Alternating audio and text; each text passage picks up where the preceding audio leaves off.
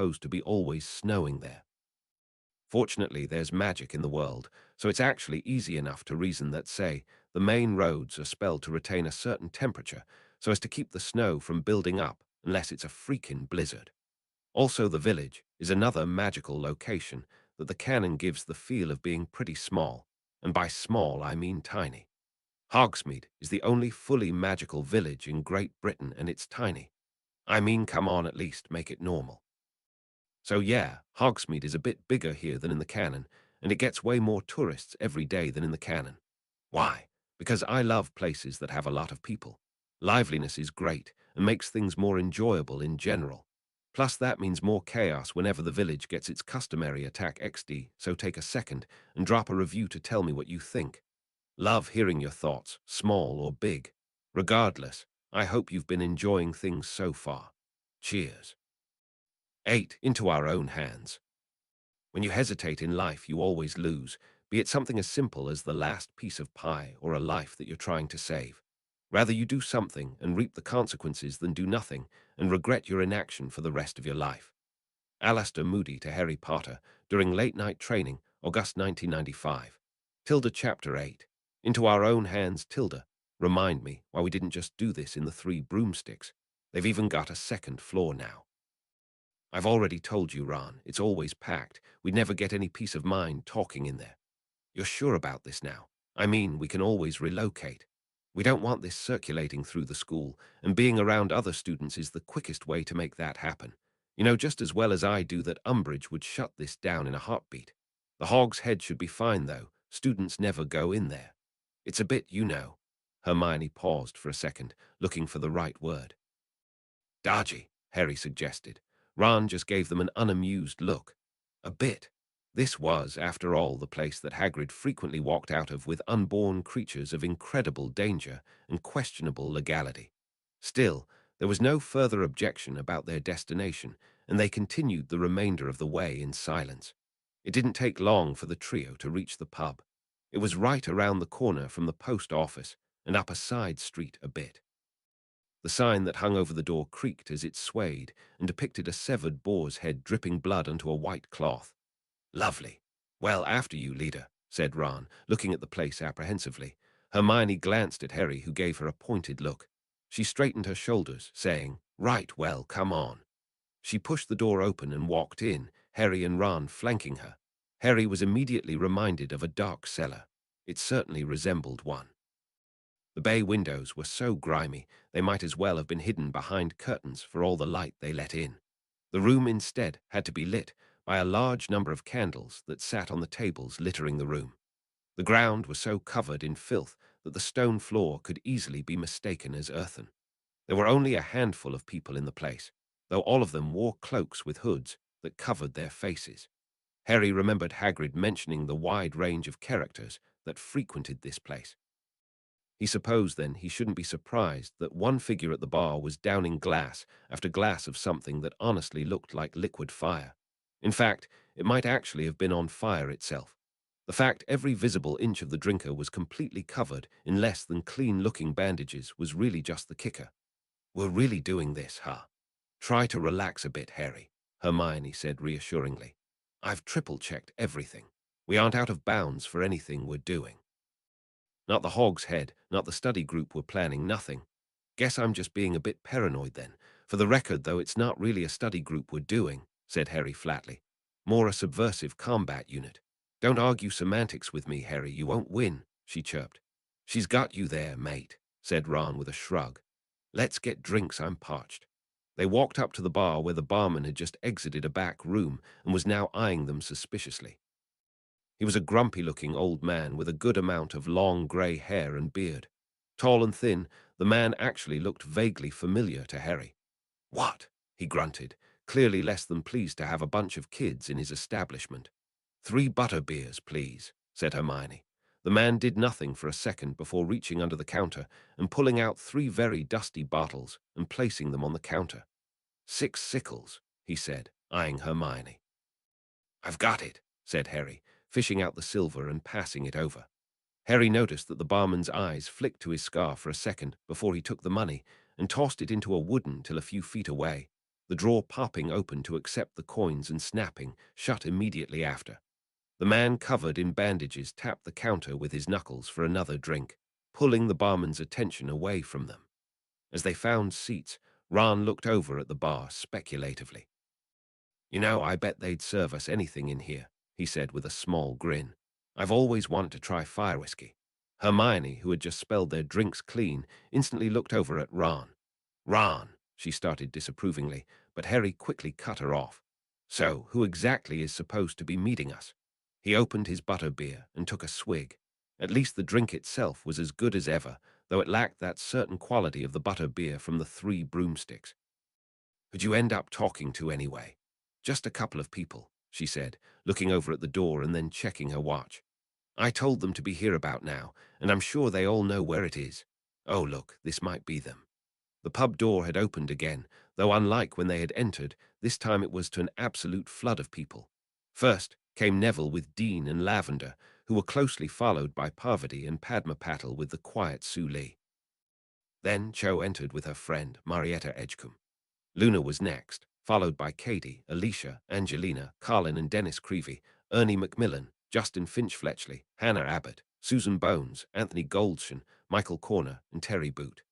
As if that weren't enough, Ginny followed them, coming just ahead of some boy from the Hufflepuff Quidditch team he didn't know, and bringing up the rear of the procession were Fred, George, and Lee Jordan, all 3 carrying large Zonko's bags. Had they all been waiting outside the door until there were sufficient numbers to brave the place? The barman's mouth was as wide as it could go. He had probably never seen his pub so filled with people, let alone normal-looking ones. "A couple of people," said Harry blankly. He turned to Hermione and glared at her. "A couple of people. Yes, well, the idea seemed quite popular," said Hermione happily. "Ron, help me pull up more chairs." Harry let out a great sigh as people began finding themselves seats. Well, had he really expected something different? Fred was taking care of drinks. "Hey, can we get 26 butterbeers, please?" "That's 29, Weasley." Everyone turned to the door which had just opened again to reveal the latest additions to the large group. As they walked away from the light coming through the front door and it closed behind them, a bunch of people started muttering in surprise. Tracy Davis, who had spoken, headed the triangle. Blaise Zabini was to her right, hands in his pockets and looking bored. And finally, Daphne Greengrass was looking around the pub from her friend's left, arms crossed and taking it all in with about as much interest as the weather. "Oi, what are snakes doing here?" said Ron loudly. "Well, that's what you do when you're invited to a place, isn't it?" Tracy gave him a challenging look. Show up. Who invited them? Said Ron at once, looking around at the group. Harry crossed his arms and leaned against the wall. I did, Ron. What? Well, that threw him off. This isn't a group that excludes people because of their house, said Harry flatly. End of story. If anyone's got a problem with that, then piss off. He's right, Ron, said Hermione after a second, though she clearly wasn't sold on the idea of having Slytherins in the group. They had never exactly shown themselves to be a trustworthy group in her opinion, though it wasn't right to judge a part based on the whole. It's not about that. Ron looked like he wanted to argue but was cut off with a glare from Harry. They would have this chat later, no doubt. Harry dug into his pocket and withdrew a few galleons. Fred, buy everyone drinks with this, he said loudly, tossing them to the redhead. Cheers, Harry. Sorry about that, he said back to the barman who was still looking disgruntled at the number of people. 29 butterbeers. As Fred passed the drinks around, Harry walked over to the table that the three Slytherins had claimed for themselves. I didn't think you'd come, he said truthfully. Neither did I, said Daphne dryly, looking off to the side. Oh, come on, we've got nothing better to do right now, unless you want to spend another day with Draco, said Tracy, earning a glare from her friend. Harry suppressed a smirk and looked at Blaise. Welcome to the group, Zabini. I obviously don't know you at all, but I'll trust Tracy's judgment on this. Did she force you to come, or are you curious yourself? Blaise was a nebulous individual. He had originally run with Malfoy's group during the younger years, but had since broken away and become more of a solo act, though he mingled throughout the house. Perhaps he'd become tired of the rest of his year. Blaise's eyes darted to Tracy for a moment before settling on Harry. Certainly curious, he said after a second. I'm interested in seeing how you plan on dealing with the school's defense problem. Hermione was really the one with the big plan. I'm just the person who makes it all work. He left the three looking at him in confusion. Once Harry reached the table at the head of the group, he said in a low voice, Well, Hermione, you set this up so you get it going. What exactly have you been telling them anyway? I see the way they're all looking at me. I honestly didn't say much, she admitted. They're all people who want something better than what we've got now. That's all I can say for sure. As for why they're looking at you, she gave him a quick grin. You are a bit famous. Harry just rolled his eyes, considering what she'd said. So none of the group had any idea of the plan. How many would be willing to go through with this, he wondered. Hello, everyone, Hermione began, her voice slightly raised as she addressed the gathering. Thanks for coming. We had the idea of getting together a group of people who wanted to study defense against the dark arts. Obviously, not the rubbish that Umbridge is doing with us. I think it's pretty obvious that teaching everyone defense is the last thing on her mind. I'll say, said Lee. There was a general murmur of agreement. The way things are now, we'll never get anywhere, so I thought it would be better if we took matters into our own hands, she continued, glancing over at Harry. Meaning, we would be learning how to actually use spells to defend ourselves, among other things. Not only do we want to pass our exams, but Voldemort's return has made things extra dangerous, and she waited for a moment for everyone to regain their composure. It's more important now than ever to know how to properly defend ourselves. Everyone just stared at her in silence, causing the girl's thin smile to become even thinner. Well, that's the plan anyway, she continued. If you want to join, we're going to have to decide. Where's the proof? Came an aggressive voice. It was the Hufflepuff that Harry didn't know. And you are, said Harry with a raised eyebrow. Just what he needed, an ass. Zacharias Smith, said the boy, and I think we've got the right to know exactly what makes you say you know who is back. Look, said Hermione sharply, that's not what this is supposed to be about. It's all right, Hermione. Harry sighed, looking at the accusing boy. I saw him, I fought him, and then I escaped when I had the chance. End of story. I couldn't care less if you don't believe me. His gaze swept through the group. If you're here because you're interested in details about that night, then get out. He glared at them all, waiting for someone to move, but they all sat there without a single fidget. Cho had her eyes in her lap. So, said Hermione, her voice a little higher than normal, like I was saying, if we want to learn some defense, we need to be taught from someone who's got experience with it and knows exactly what it's like out there. We know it isn't perfect, but in the end I think Harry's really the best person for the job. This was met with a half silence as everyone shifted to look at him again. In response, he just shrugged. I know stuff. Like he says, agreed Hermione. We'll need to work out how exactly we're going to do this, how often we're going to meet, and where we're going to meet. If you're interested, she added.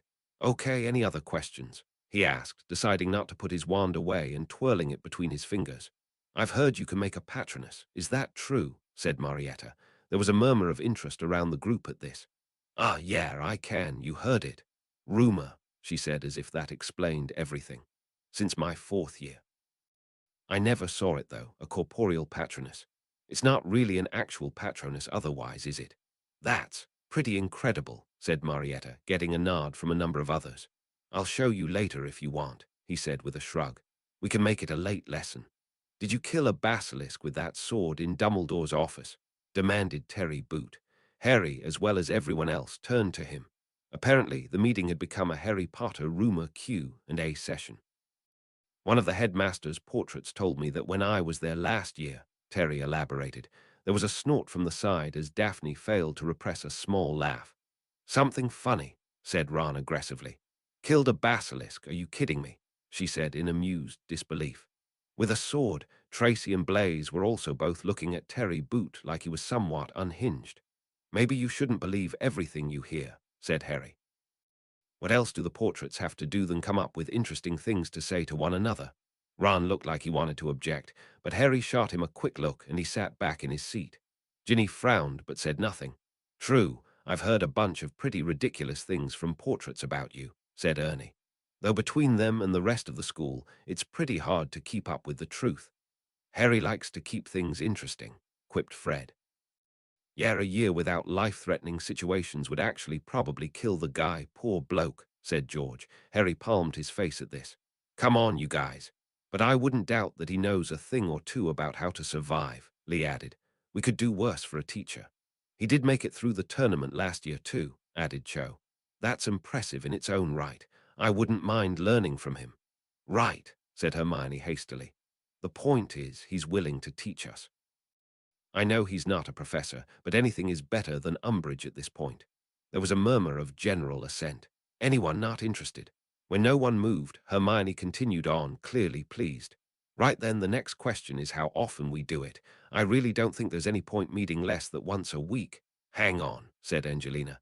We need to make sure this doesn't conflict with Quidditch practice. Nor with ours, said Cho. Or ours, said Smith. I'm sorry, but we really don't, said Hermione impatiently. There are going to be better times than others, but the group isn't going to be put off because of Quidditch. Either you're with it or you aren't. Don't worry, Hermione, it'll work out, said George, one hand quelling Angelina's outrage that someone would dare to call Quidditch less than the most important aspect of life. I think it will be more difficult to find a place to meet. No need, said Harry. I've already got the location all worked out. You'll hear about it later on. For the record, Hermione interjected, everything that we are doing here is within school rules. Creating an unofficial club is totally allowed. It's no different from a random study group or a student-organized game of pick-up Quidditch. You can't get in trouble in the slightest for this. It's just we'd rather avoid the issues that would come up if we went parading it around. I'm sure Umbridge would try to do something to shut this down. So if you're in, please come sign this parchment so we know who to contact about the first meeting. Other than that, you can go. Thanks again for coming. There was a pause of murmuring before everyone shuffled forward to sign. Hermione looked thrilled that everything was going so well. She rolled up the parchment and stuck it in her bag. As the others trickled out of the pub, Harry walked over to Cho, who had separated herself from her friend. Hey, Harry, doing well, she said with a smile. One of her hands was absently playing with a lock of her hair. I know we haven't talked much recently. It's been fairly busy. It's all right. I'm as well as I can be, he said. I'm sorry about earlier. People can be thoughtless. Cho's smile slipped a bit, but she still held on to it, just giving off a feeling of sadness. Don't worry about it, Harry. You had every right to be angry. She closed her eyes for a second and let out a long breath. I've let him go. You were right on the train. He wouldn't want me to dwell. Harry wasn't really quite sure what to say. It was like he was intruding on her sadness. He didn't really belong, not when he had been the ultimate source of her pain. If only he hadn't told Cedric to take the cup with him. No, he shouldn't think like that. Dwelling on the past would only serve to make him miserable. If Cho could push past it, then so could he. Besides, there's still plenty to be happy about, don't you think? She added, her head tilted to the side slightly. A cough brought their attention to Marietta, who was watching them with a very particular look on her face. Cho's face reddened a bit, but she turned pointedly away from her friend and regarded Harry again. I have to head back to the castle for today, but I hope we can talk more soon. Yeah, definitely, he said at once, nodding. I'll see you around. Cho walked out of the pub with her friend, giving him a final small wave at the door before disappearing into the street. Shaking his head to clear it, he looked about to see who was still around. Almost everyone was gone now. Hermione and Ron were still chatting at their table in the back. The only other group of students were the two female Slytherins, one of whom was watching him with a fairly knowing grin. Blaise must have left with the others. He walked over to them, giving the grinning blonde a flat look. Something I can help you with. You said nothing, I heard nothing, she said cheekily. And don't you forget it, he grumbled, though he wasn't mad at her. Quite the contrary, he was very happy she had come and wasn't treating him like a stranger. He noticed that Daphne was watching him carefully. What's up, Greengrass? You're a terrible liar, you know, she said bluntly. Harry looked at her blankly for a moment before he realized what she must be talking about. Ah, you mean the snake. Damn it, this was what he got for inviting members of the House of the Cunning. They also happened to be damn sharp at times. Or well, at least she was. I wasn't aware that you lied about anything else during the meeting, she said lightly, finishing her butterbeer. Harry sighed. The snake just happened. I'm lucky to be alive. That's not much of an explanation. Obviously, something happened you're keeping quiet about. Harry frowned. What do you want me to say? That as a second-year student I went off to face the heir of Slytherin and fought a basilisk to save my friend's sister and stop the school from closing. His terror at the time had been twofold. First was Ginny, Ron's only sister and a sweet girl in general who had a family that loved her dearly. He couldn't let her just die. Then there was the school. If it closed, he would end up back at the Dursleys, his new life away from them destroyed. Truthfully, he would rather face another basilisk than go back to that full-time. Hogwarts was all he had, his only chance at a future. Potter, Tracy watched as his eyes lost focus. Potter, she repeated. She traded a glance with Daphne before she tried again. Harry, he gave a small start, coming out of whatever he had fallen into. Ah, sorry, he apologized. Blinking, he fixed his eyes on the blonde, slowly grinning. You called me Harry. No, I didn't. Of course not, I suppose I imagined it. So the snake is dead, interrupted Daphne. She was still giving him an odd look. Harry glanced back at her. Yeah, it's dead. Has it been moved? I doubt it, said Harry. As far as I know, I'm the only one who can get to it. Not that I go visiting the damn thing. What was she getting at? I want to see it. Oh, you really do have a way with words, said Harry, shaking his head. Why? Who can honestly say they've seen a basilisk in their life? Even a small one, she explained. Trust me, it's overrated, said Harry dryly. Only knows how to do one trick, though I'll admit it does it fairly well. You're the only person I know who would say something like that, she replied, her voice equally dry. Harry crossed his arms, leaning back in his chair. Well, why not? He had been meaning to go to the chamber anyway, and this would give him a chance to get to know the girl a bit beyond what she displayed to the public eye. All right, I'll take you. Both Daphne and Tracy blinked in surprise. They had clearly been expecting a refusal. Really? Hey, quality time with Lady Greengrass, how could I say no? Watch it, Potter, Daphne growled, her voice gaining a dangerous tone at once. Why don't I just take you today? You're not doing anything else right. No more dates. The look she was giving him made him frown. You are too serious, he said. Would you like to go now or after dinner? Now, I've got nothing else I want to do in the village as it is. All right, just give me a little bit to chat with my friends. I'm going to have to convince the redhead to let me go without a bodyguard. Tracy chuckled in amusement as Harry walked back to his friends. Both of them were watching him carefully. What's the deal with inviting them? Said Ron at once. Do you really want to have this fight with me, Ron? He asked bluntly. Not all Slytherins are Malfoy. In fact, not all people are Malfoy. Harry, you can't trust the snakes, he said emphatically. They all think Gryffindors are scum and aren't about to change their minds. Give me one example when you weren't treated like crap by any of them. Well, lunch with Tracy yesterday went rather well, he jabbed, enjoying the look that Ron was now giving him. It just kind of happened, he added with a shrug, when Hermione opened her mouth to ask. You ditched us both to grab lunch with a snake, said Ron in disbelief. Harry stalled for a second, but realized that there was no denying that Ron was right, at least about that. Ah, yeah, I guess I did in the end. Sorry, you too. It's all right, Harry. We still spent the afternoon together, said Hermione, still mulling over what she had just heard. It's not like we were looking for you either. But, Ron, one more thing about the Slytherins in the next 5 minutes and I'll curse your mouth off, snapped Hermione. You know I can do it too. Ron closed his mouth, though he certainly wasn't happy about it. Anyway, said Harry, drawing their attention back to him, back to the meeting, are you feeling happy about it? He asked. Very, she said cheerfully. That was perfect. Yeah, well, minus having them join and that Zacharias bloke. He's a wart, said Ron, glad to have something else to take his aggression out on in the conversation. At least the snakes were civil for the most part. Harry just rolled his eyes. He just did it without even trying. It was amazing how ingrained the house rivalries were in some families. Admittedly, the Weasleys were about as Gryffindor as it got. Yes, I don't like him much either, agreed Hermione, but he was there when I was talking to Ernie and Hannah, and he seemed really interested. Still, the more people, the better, right? I mean, Michael Corner and his friends wouldn't have even come if he hadn't been going out with Ginny. What little butterbeer Ron had been finishing up was now being sprayed down his front, annoying Slytherins and Hufflepuff completely forgotten in the face of this new Dark Lord-level threat. He's what? Said Ron in outrage, ears furiously red. Harry was also fairly surprised. She certainly wasn't acting like she was dating someone. Was he really that oblivious to it?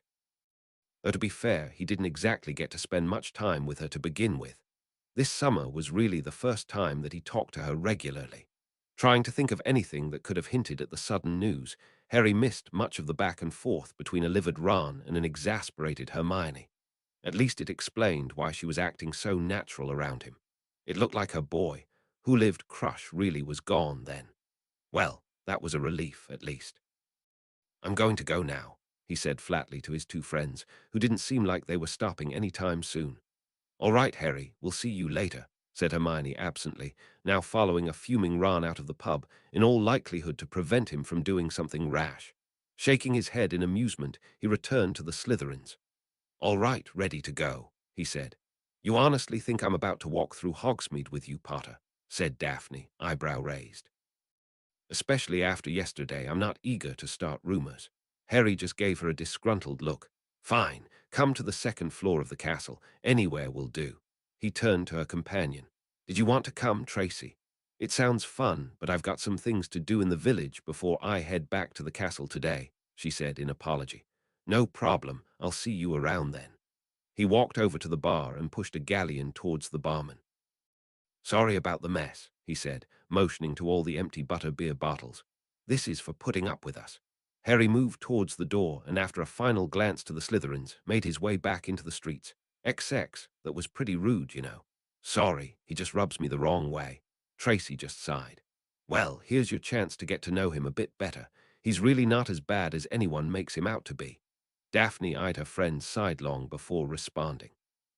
You'll forgive me if I don't fall head over heels for him like you have.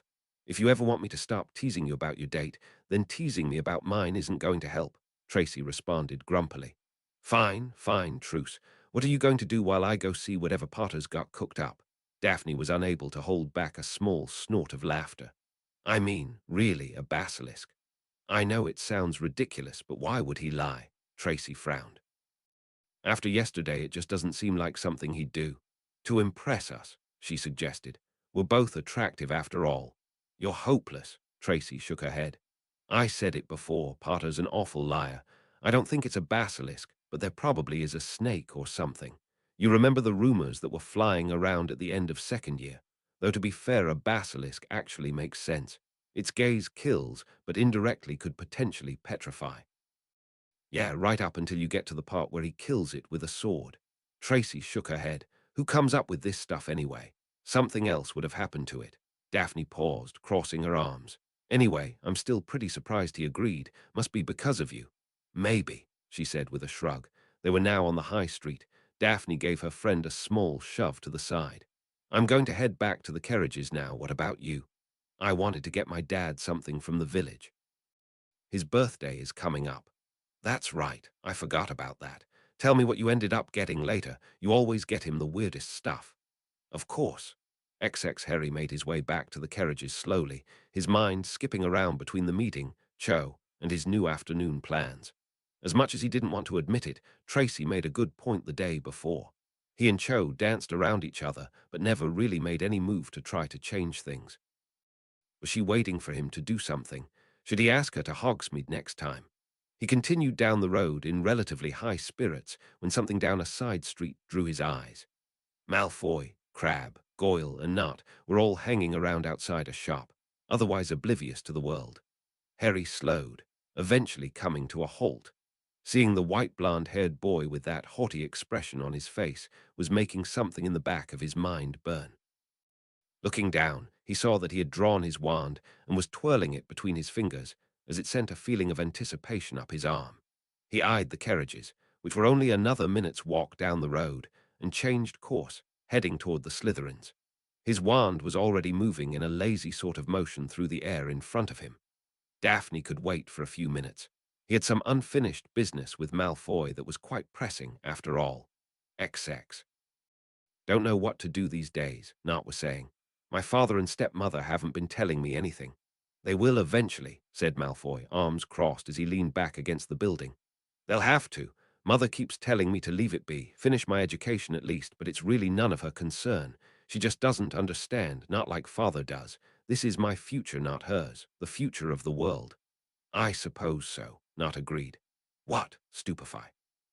The stunner caught Nart in the back of the head, dropping him into his assailant, who just pushed him to the side and allowed his body to slump to the ground. Harry watched the boy fall with a smirk on his face. The other Slytherins just looked on in total shock, hardly comprehending what had just happened. Whoops, did I do that? Bastard! Shouted Malfoy, whipping out his wand as Crabbe and Goyle scrambled to do the same. Didn't really want to do that, but he'd get in the way otherwise, said Harry conversationally, ducking two curses from Crabbe and Goyle respectively. He silently summoned Nart's wand, holstering his own. Meh, not a bad fit. Confundo, supplanto, depulso. The tripping jinx followed by the banishing charm had the confounded Crabbe stumbling headfirst into the closest building, knocking him unconscious. Within less than 10 seconds, 4-on-1 had become 2-on-1. There were two reasons that Harry had decided to brazenly attack the Slytherins despite their numbers on him. The first was that no one expected anyone, let alone him, to attack them in broad daylight. The street had a number of people milling about in the general area, though none of them wanted to get close enough to the Slytherins, who were putting out a pretty antisocial atmosphere. With the element of surprise, he could instantly take out at least one of them. Besides, only Malfoy and Nart were actually competent with their casting. Crabbe and Goyle were merely just large bodies these days. The second reason was that he had a message to deliver, one that began and ended at the point of a wand. Stupefy, impedimenta. Harry moved to the side, allowing both spells to pass by harmlessly. The wall they struck behind him took minimal damage. All of the buildings in Hogsmeade were spelled against damage in general. People in the area were already shouting for help, moving well out of range of the spells being cast. Confringo, Harry cursed as he was forced to shield against the blasting curse from Goyle. When did he learn something like that? The spell rebounded and struck the ground a number of feet away from them, blasting a large amount of dirt into the air and leaving a small crater in the road. Accio, said Harry, pointing at a barrel behind Malfoy. The blonde had the common sense to dodge to the side, letting the thing roll harmlessly past instead of toppling him. Goyle suddenly smirked, a plan clearly formed on his face. Serpent, no, you dumbass, said Malfoy, smacking Goyle over the head. He's a bloody Parselmouth, don't go making snakes. Harry let out a snort of mirth before turning his wand on the unfortunate idiot. Locomotor mortis, said Harry, his wand aimed at Goyle. Now unable to move his legs, the Slytherin fell to the ground, knocking into Malfoy in the process. Harry just rolled his eyes and confunded him. That should make his account of the event fairly interesting. The bloody hell are you playing at? Spat Malfoy, but Harry was in no mood to banter. He was cutting this close as it was. Incarcerous. Ropes flying too fast for Malfoy to dodge bound him in a second, making him fall to the ground beside his fellows. Harry walked over, plucked his wand from his hand, and dropped it on the ground next to him. I'll have you expelled for this, Potter. Sure, Tell everyone how weak you really are, he spat. Show your Dark Lord exactly how useless you are in a fight. He'll know about this by Monday breakfast. Malfoy gritted his teeth in anger but said nothing, still struggling against his bonds. I didn't get the chance to do this yesterday because we were in a clothing store that I happen to like, and I couldn't find you afterward. But since I have your attention now, there's something you should know. Harry pointed his wand down at the blonde, who paled, eyes fixed on the tip. I'm not sure what exactly caused it, but this year my fuse has been quite a bit shorter than it normally is. I'm sure you've read the paper recently, right? Apparently I'm unstable. He leaned in and pressed the wand tip to Malfoy's chest. This is the second time this year you've called Hermione a mudblood in front of me. The train was strike one. Yesterday was strike two. Let me make something clear to you, Ferret. Seeing people like you put down people like her pisses me off like nothing else. I'm not the passive Gryffindor you're used to messing with, and as you can see, I'm developing quite the anger issue. Get to strike three, and I swear I won't give you another chance to make more. Harry straightened and looked around. There were people approaching from far off. Time to go. Confundo. The spell made Malfoy's eyes shift out of focus for a second. Geez, you really need to be careful with that wand of yours. You could harm someone. Harry vanished the ropes and pulled Malfoy to his feet, dusting his back off and pressing Nart's wand into his hand as the boy continued to look at him in complete confusion. Look, just go check out your friends. They look like they've been through the thick of it, yeah. Smirking at Malfoy as he bemusedly went to do as he was told, Harry quickly vanished into the alley between the two buildings and left the scene. Now that he was out of view, he pulled his own wand and let the illusory charm he had put up earlier fall. It wasn't a very complex one. It didn't work on anyone who was close to him, either.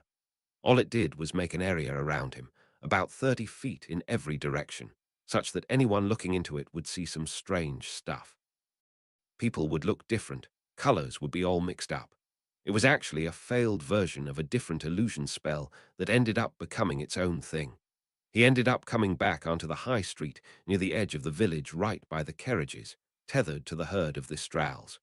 They pawed at the ground in boredom, a few eyeing him lazily. He got into the nearest one and closed the door, enjoying the silence that the carriages brought. They were actually pretty private things, since they were all spelled to prevent normal-level sounds from leaking in or out, in addition to the curtained windows.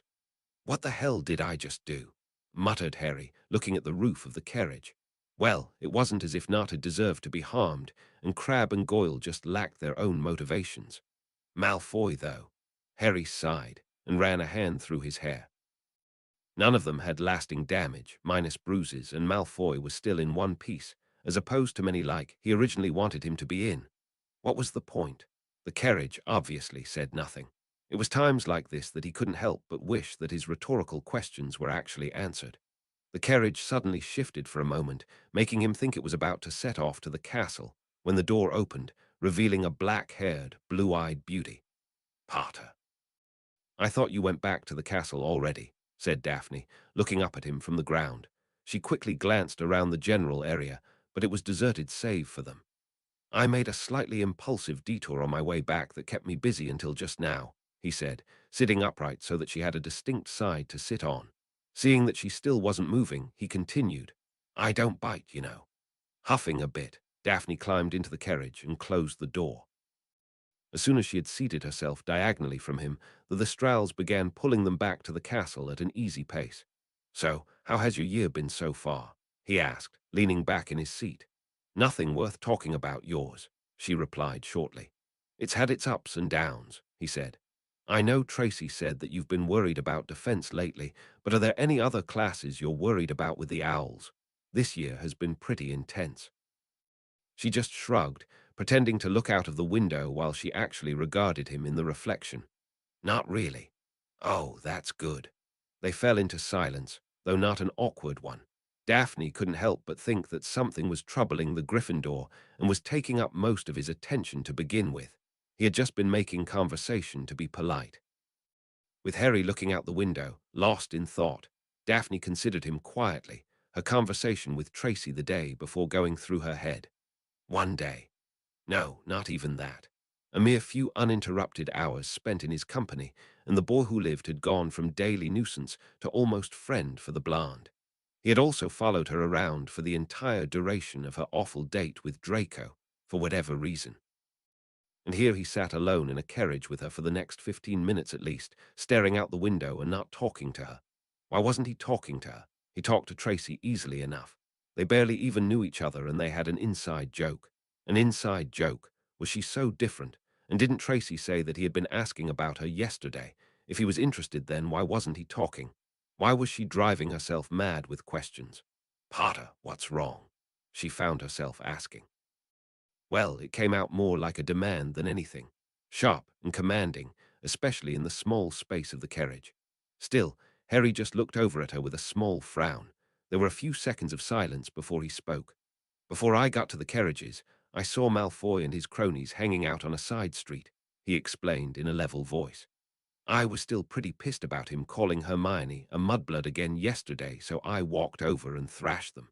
Left them all in the dirt. I doubt I'll get away with it, but I wasn't really thinking about it much at the time. Daphne was now blinking at him in shock.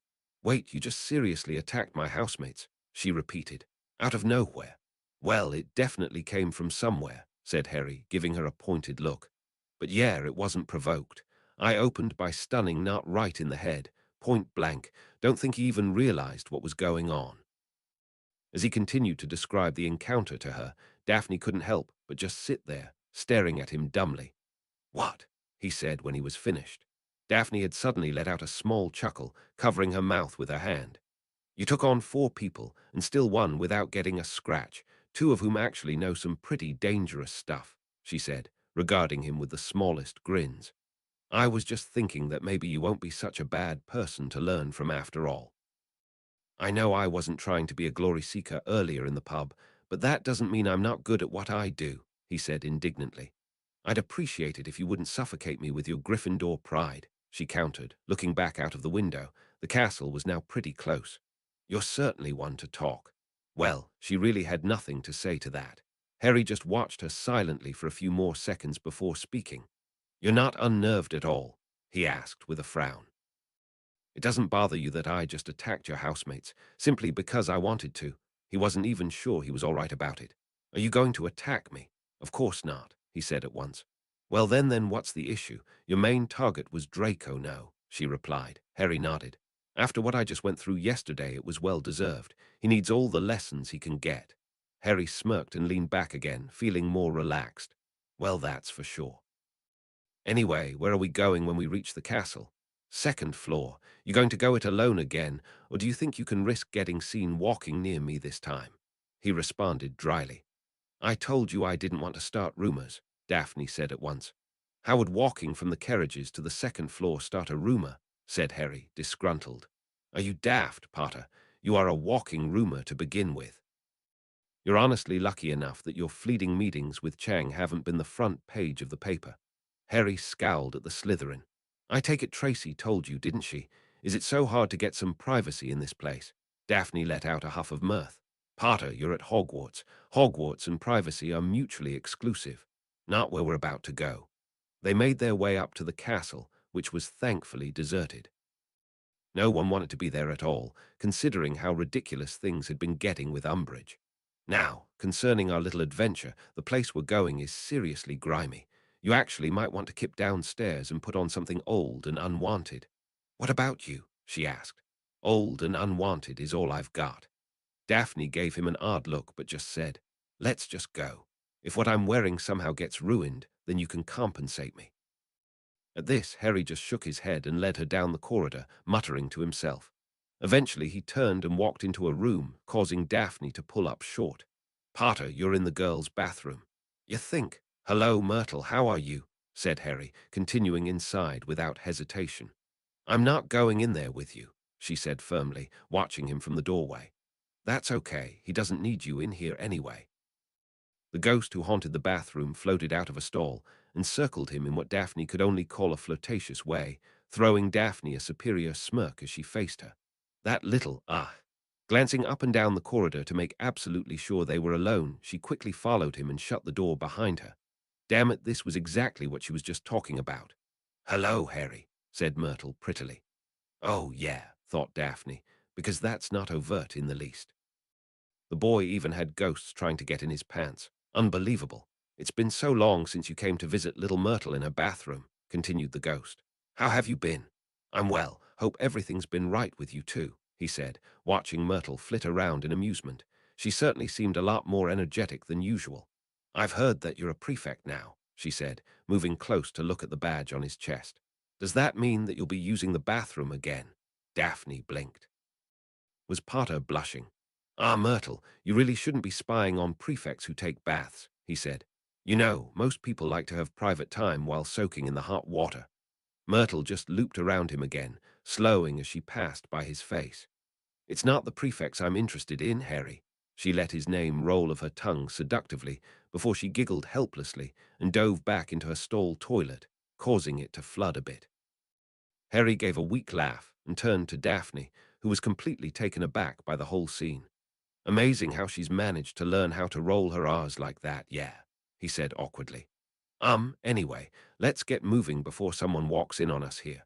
I'm sure that would start one of those rumors you'd rather die than see circle the halls of this school.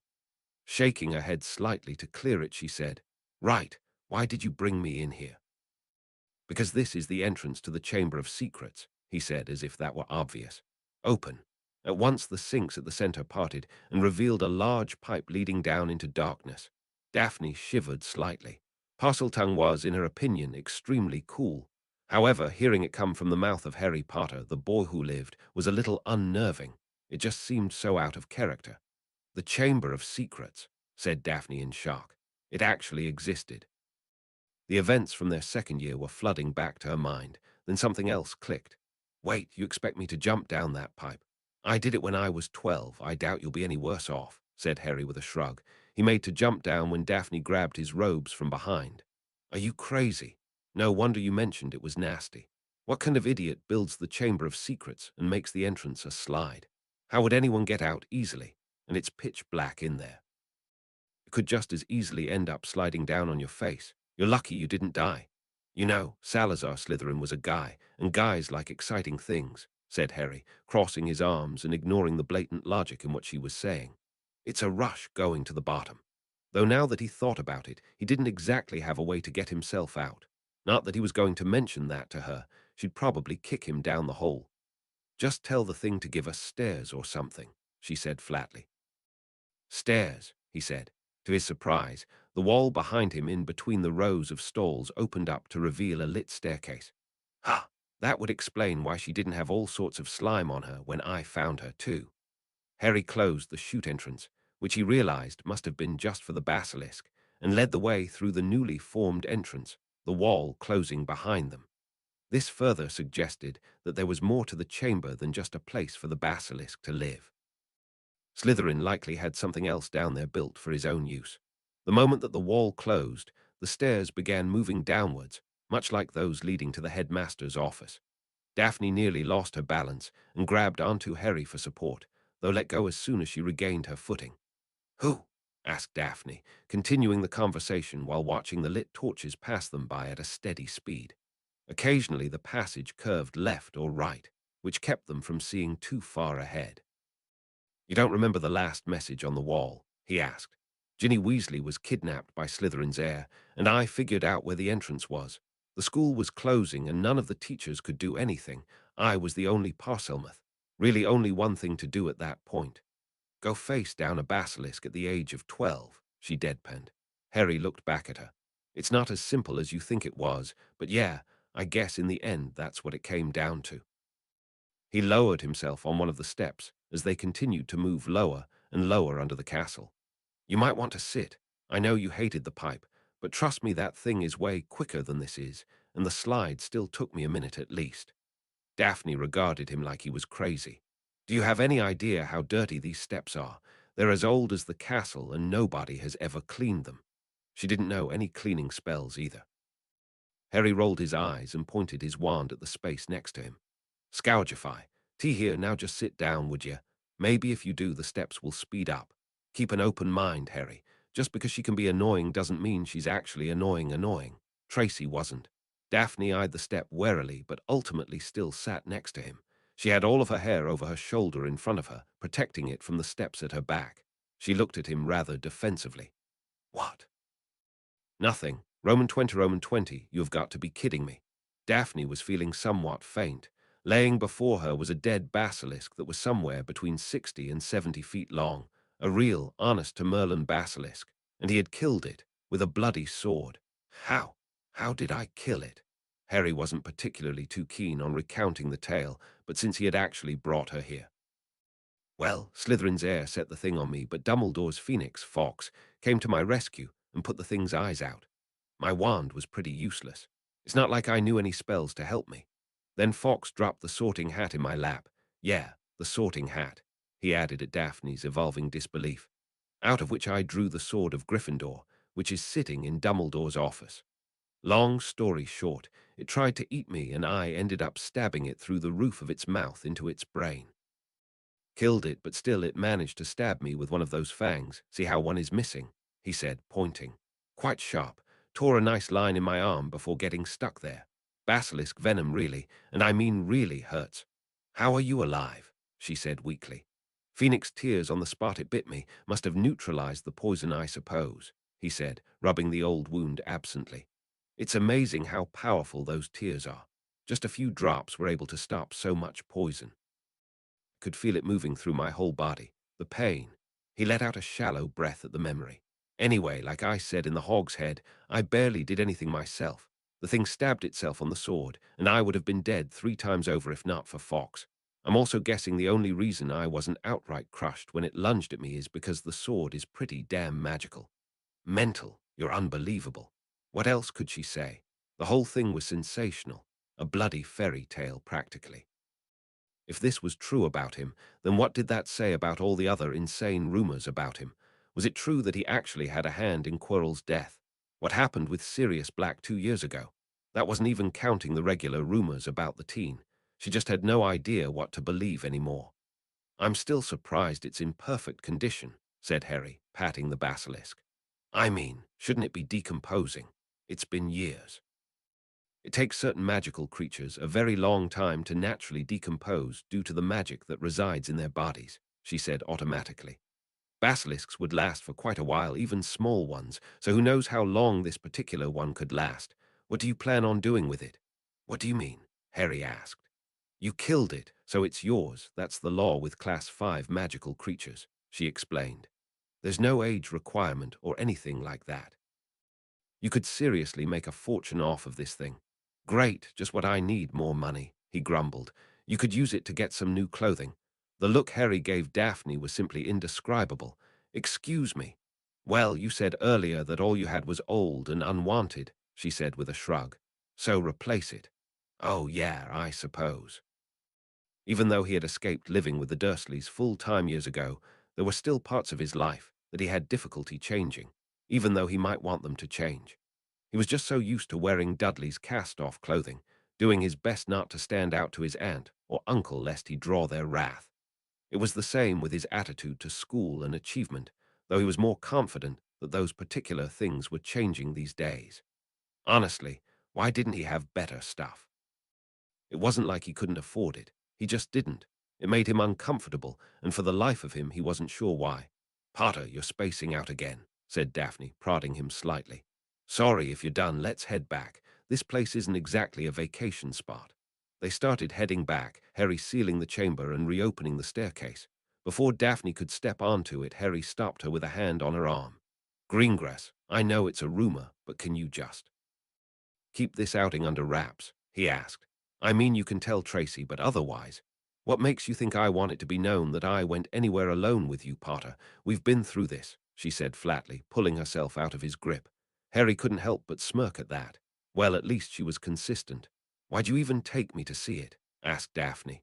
You had nothing to prove to me, and we definitely aren't friends. I just felt like it, I guess. Anyway, be careful as you get to the top. People don't need to know where the chamber is, even if they can't get to it. You're not leaving now. I still have some stuff I need to do down here before I go. Besides, he added, I'd hate to force my company on you any longer than I have to. Talk to you later. Daphne frowned at this but said nothing, stepping onto the moving staircase, which was now going upwards. and letting it take her out of sight. He's not what I expected, she muttered, thinking about Tracy. She hadn't felt that immediate friendship that her best friend certainly had, even if the girl was embarrassed enough to try and hide it. But was that because of the different circumstances of their time spent with him or something else? Maybe she just didn't like him that much. There was a long list of people at this school that she couldn't stand. Then again, Daphne glanced back into the darkening passageway as the stone wall sealed itself behind her. They certainly had not just had a jaunt in Hogsmeade. Whatever. Now wasn't the time for thinking. Now was the time for finding Tracy and telling her about the ridiculous experience she had just gone through. XX Harry sighed as the wall closed itself behind Daphne, the steps taking her back up to the castle proper. She was definitely not Tracy. If anything, the two girls couldn't be further opposite from one another. Even their hair was opposite, black and straight for Daphne, blonde and some odd wavy curly mix for Tracy. Why did you bring her along, Harry? He asked himself, making his way back to the basilisk. It looked weird, laying there completely lifeless. Part of him still hesitated whenever his eyes moved to the thing's head. Even as a corpse, it was something to be feared. Putting the basilisk out of his thoughts, Harry looked around at the large, cavernous room. During his second year and after, he and Hermione had talked at length about the chamber. Why was it built? What could be down here? Was it really only here for a big snake to live in? The stairs existing only served to further support the idea that both of them had. There was more to the Chamber of Secrets than the legends told. To Harry, it seemed obvious. Why build all this if it weren't going to have a place to stay in if needed? It just didn't make sense for there to be somewhere built more reasonably for a human to be comfortable in. Perhaps not to the extent of staying any extended period of time, but certainly a place to rest, or something similar. An office, maybe. Did Slytherin ever come down here in need of peace to think by? Considering that it took quite a while to get down here, it would make more sense for Slytherin to put his room, if he had one, close to the stairs. No need to spend so much time getting down only to have to walk just as far afterwards. That would mean it was out in the passageway. He walked back through the circular doorway and into the dingy passageway. The wall that opened to the moving staircase was to his right so. The wall to his left was as blank as the others. Feeling somewhat foolish, Harry just walked directly up to it and said, "Open." Nothing happened. Well, nothing on the wall in question. The metal door to the basilisk's chamber had opened again. "Not you, you damn door," Harry snapped at the thing, which began closing almost at once like a scolded puppy. "I want the office to open." Immediately, the wall he was standing before split away, much in the way the entrance to Diagon Alley did, leaving a small corridor about a meter deep ending at an old wooden door. Harry stared at it, completely nonplussed. "Seriously? I mean, that wasn't even difficult," he mumbled, going to the door and pushing it open. Inside was a quaint, well-lit study. There was a desk to his left, complete with all sorts of trinkets and supplies. The rear left and right walls were both covered with bookshelves that went from the floor to the ceiling. To his right was a bed, which happened to be made, with a small side table that had a single miniature painted picture on it of a beautiful woman who was sitting on an old bench. All in all, the room was about the size of the Dursleys' sitting room. "I suppose I should say we for discovering my hidden room," came a voice from the end of the room, making Harry jump. "But as it's been several hundred years, I'm more of a mind to say it's about damn time. It isn't like it was hard to find. I'm right by the staircase." On the far back wall, hanging between the bookshelves, was a very large portrait of who could only be Salazar Slytherin. He looked like he had seen a lot of years when it had been painted, but perhaps not quite as old as Dumbledore was. Whatever that number could possibly be. High. High, indeed. Can you even understand me?" asked Slytherin, clearly not impressed. "Of course I can. Why are you? Oh, you're speaking in parcel tongue," said Harry, understanding. "You know, I haven't heard it spoken much in my life, only really when I'm the one speaking it." "I see." Slytherin cleared his throat. "Well then, I suppose I can speak in English. That is the language of the day, if I'm not mistaken. I must say being a portrait really has its perks." His voice was light, aristocratic almost. "Yeah, that works." Harry really didn't know what to say. He had so many questions for the guy he didn't even know where to begin, more so simply because he was a Parselmouth. He really wanted to sit down, but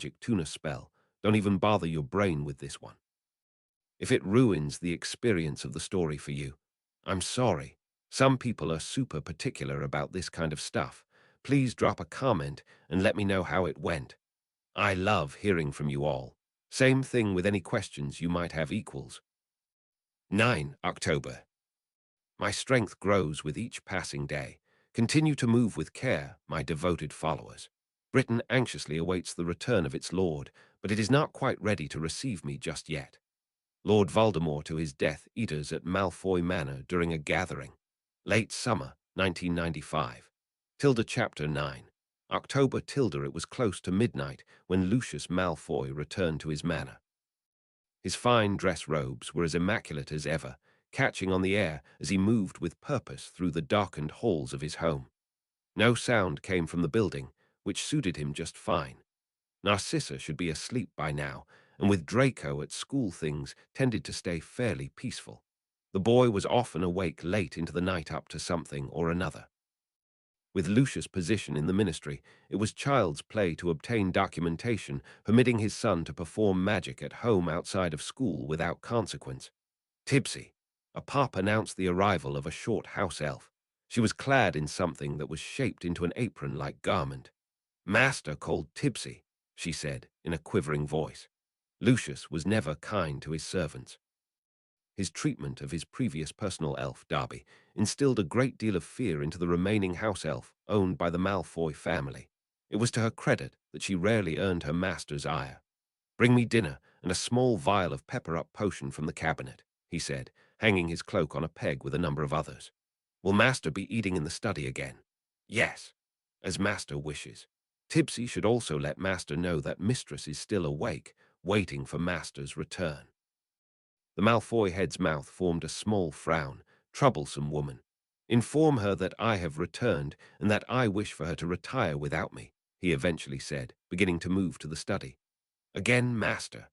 Lucius stopped and looked over his shoulder, regarding the elf with an expression that had her shifting quite nervously. "Tipsy is just concerned for master's well-being," she said, eyes on the floor. "And mistress as well." "I am your master before she is, Tipsy," said Lucius coldly, continuing down the hall. "And I believe I gave you orders. If you are unwilling to do them, then I will motivate you." Terrified, the house elf popped away to do her master's bidding. The man just shook his head slightly. How the servant race managed to survive all this time while being so utterly pathetic was beyond him. Making his way to the study, Lucius couldn't help but also be annoyed at his wife. He told her that he would be getting back from work late much more frequently. It was a waste of time to wait up for him, especially considering his newer work for the Dark Lord. She also frequently voiced her disapproval of the late nights, as if he were some frail, incompetent person that couldn't deal with extended hours. He couldn't even remember the last time they enjoyed a night together. She was always causing him problems these days, especially since Draco began at Hogwarts. Soon, though, the tension in his shoulders faded, and he was relaxing at last. Dinner was adequate, as was the bottle of wine his elf produced from their cellar. It helped him wind down after a long day. Fudge, the bumbling idiot that he was and would always be, was still completely paranoid of Dumbledore trying to take his position. It was all too easy to keep the minister on edge with a small comment here and a warning there. With his subtle pushing and that atrocity of a witch that was teaching defense against the dark arts in Hogwarts, Fudge was on a downward spiral that he would never recover from. Of course, he would be dragging the ministry down with him, making them all an easy target for the Dark Lord. Thinking of Umbridge, Lucius couldn't help but be grateful that he had the sense of mind to have Draco get some personalized training over the summer. Dark arts or not, Umbridge wouldn't be teaching her students anything but how to die, and that was wholly unacceptable for his heir. The woman even managed to push through another 2 educational decrees, and they were barely 2 weeks into October. Of course, with the Board of Governors under his control and their willingness to allow the school to decline for money, there was little opposing the woman's agenda. About to retire for the night, Lucius' hand twitched to his wand as the door to the study opened suddenly. A small, rat-like man stood in the doorway, eyeing him blankly. "Good, you're here. The Dark Lord wants you," said Wormtail, his voice thin. Suffice it to say, the Gryffindor and the Slytherin did not get along despite serving the same master. "We are meeting in the smaller dining room." Lucius, lips curled into a sneer as Wormtail left the room, his job done. He was not happy that his home had to play host to the Dark Lord full-time, but such a thing was unavoidable. It was the safest place for him to be and had the best resources for him to use. The rat, however, was one he could do without at all.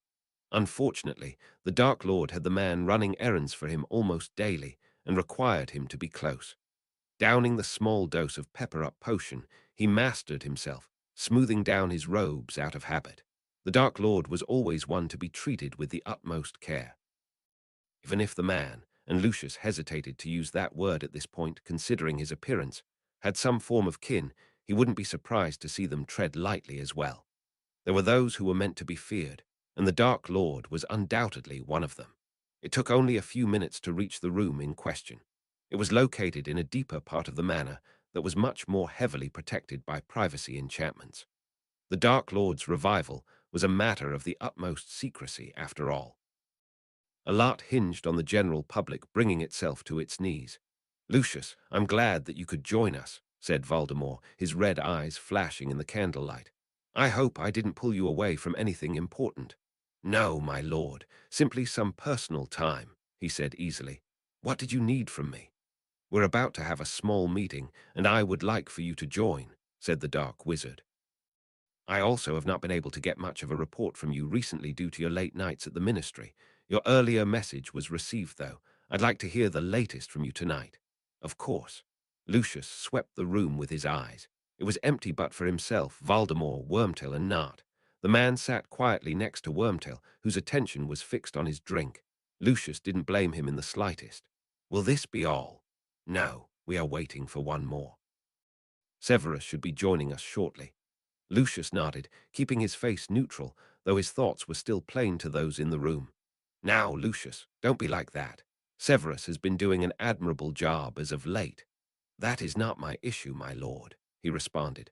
I merely do not have enough reason to trust him after being near Dumbledore for so long. It would be unwise of me not to doubt him, despite his familiarity with my family.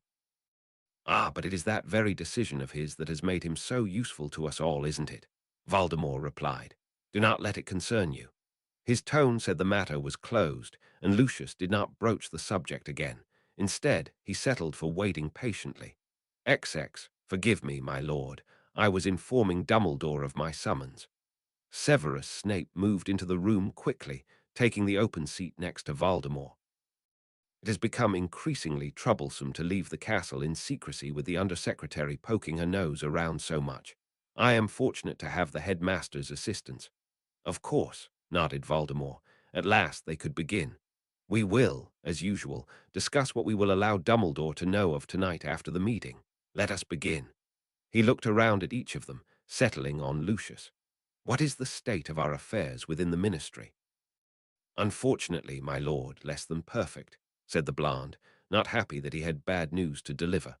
While Fudge continues to be our unwitting ally, and everything that comes along with that, there are others who have been making things quite difficult. First and foremost is Amelia Bones.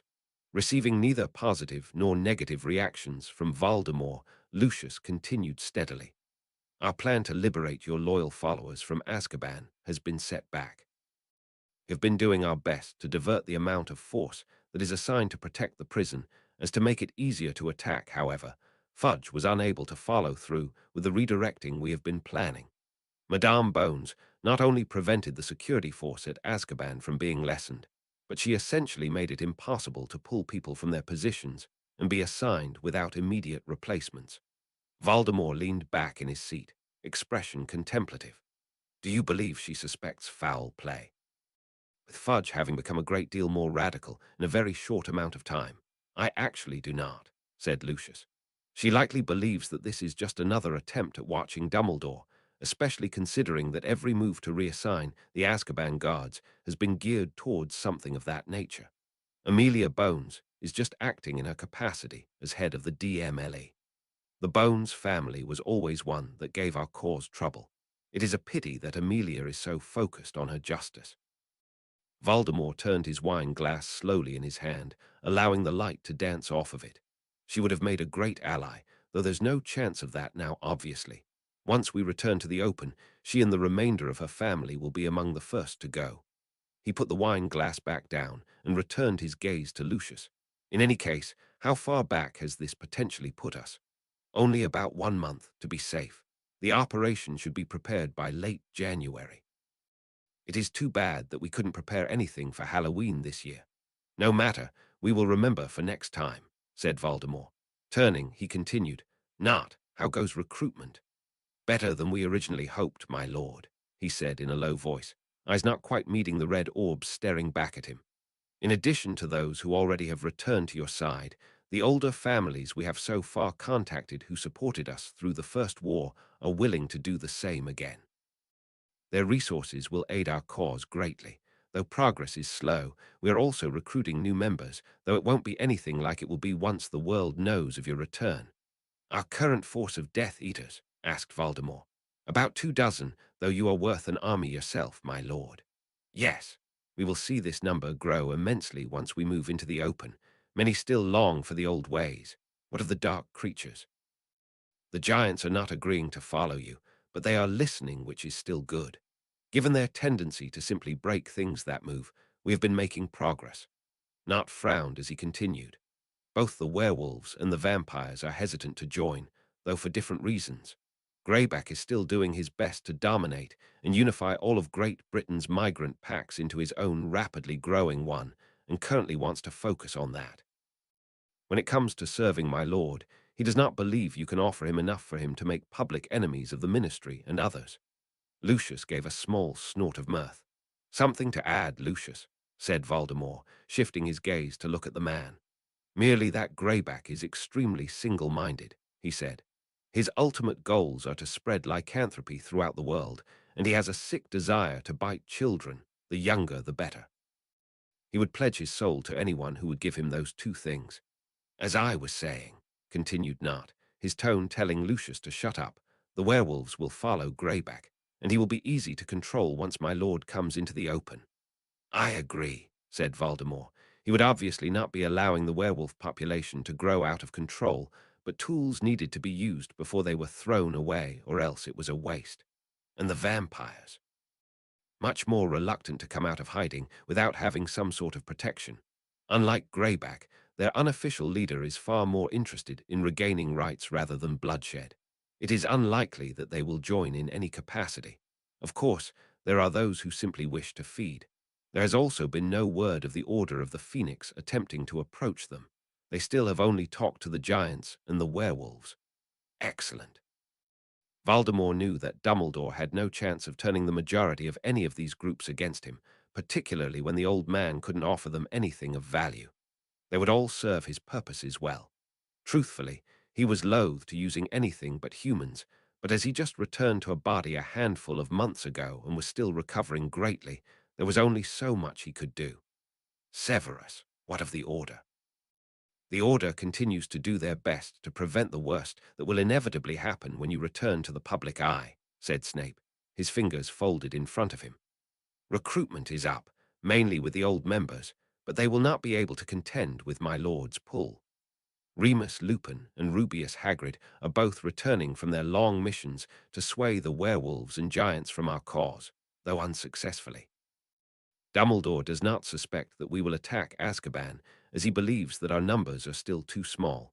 He has mainly been putting most of his effort into dealing with Fudge and protecting the Prophesy. Voldemort's eyes narrowed at the mention of the Prophesy. Have the protections changed at all? Not that I know of, said Snape.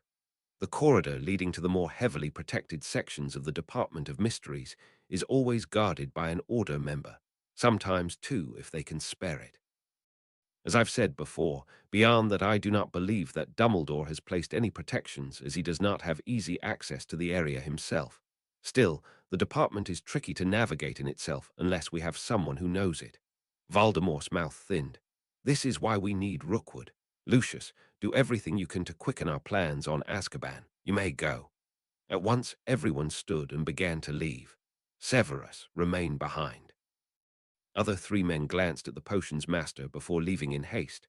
The less time they spent in their lord's presence, the less chance they would be tortured for something beyond their control. Unfortunately, it wasn't that uncommon. My lord, is there something else you need of me? Asked Snape, keeping his eyes on Voldemort's feet. The Dark Lord, however, looked out the nearby window into the darkness, his eyes reflecting in the glass. Tell Dumbledore everything you heard tonight, but our plans for Azkaban. I will not risk that operation failing. Additionally, Wormtail has a list of potions that I require you to prepare for me. They will be used in rituals to aid in my resurrection. Yes. Voldemort looked at his pale hands with a smile on his face. This body is but the first step. Do this for me, Severus. Snape bowed, as my lord commands. He made to leave but was stopped when Voldemort spoke again. How has Potter been faring? He asked. Has Dumbledore begun training him yet? Dumbledore continues to avoid Potter completely. He fears that there is some connection between you after using his blood to revive yourself. As far as training goes, Potter was only trained during the month of August, and it was not particularly productive. Snape frowned. I am beginning to wonder if he is not raising a savior but a martyr instead.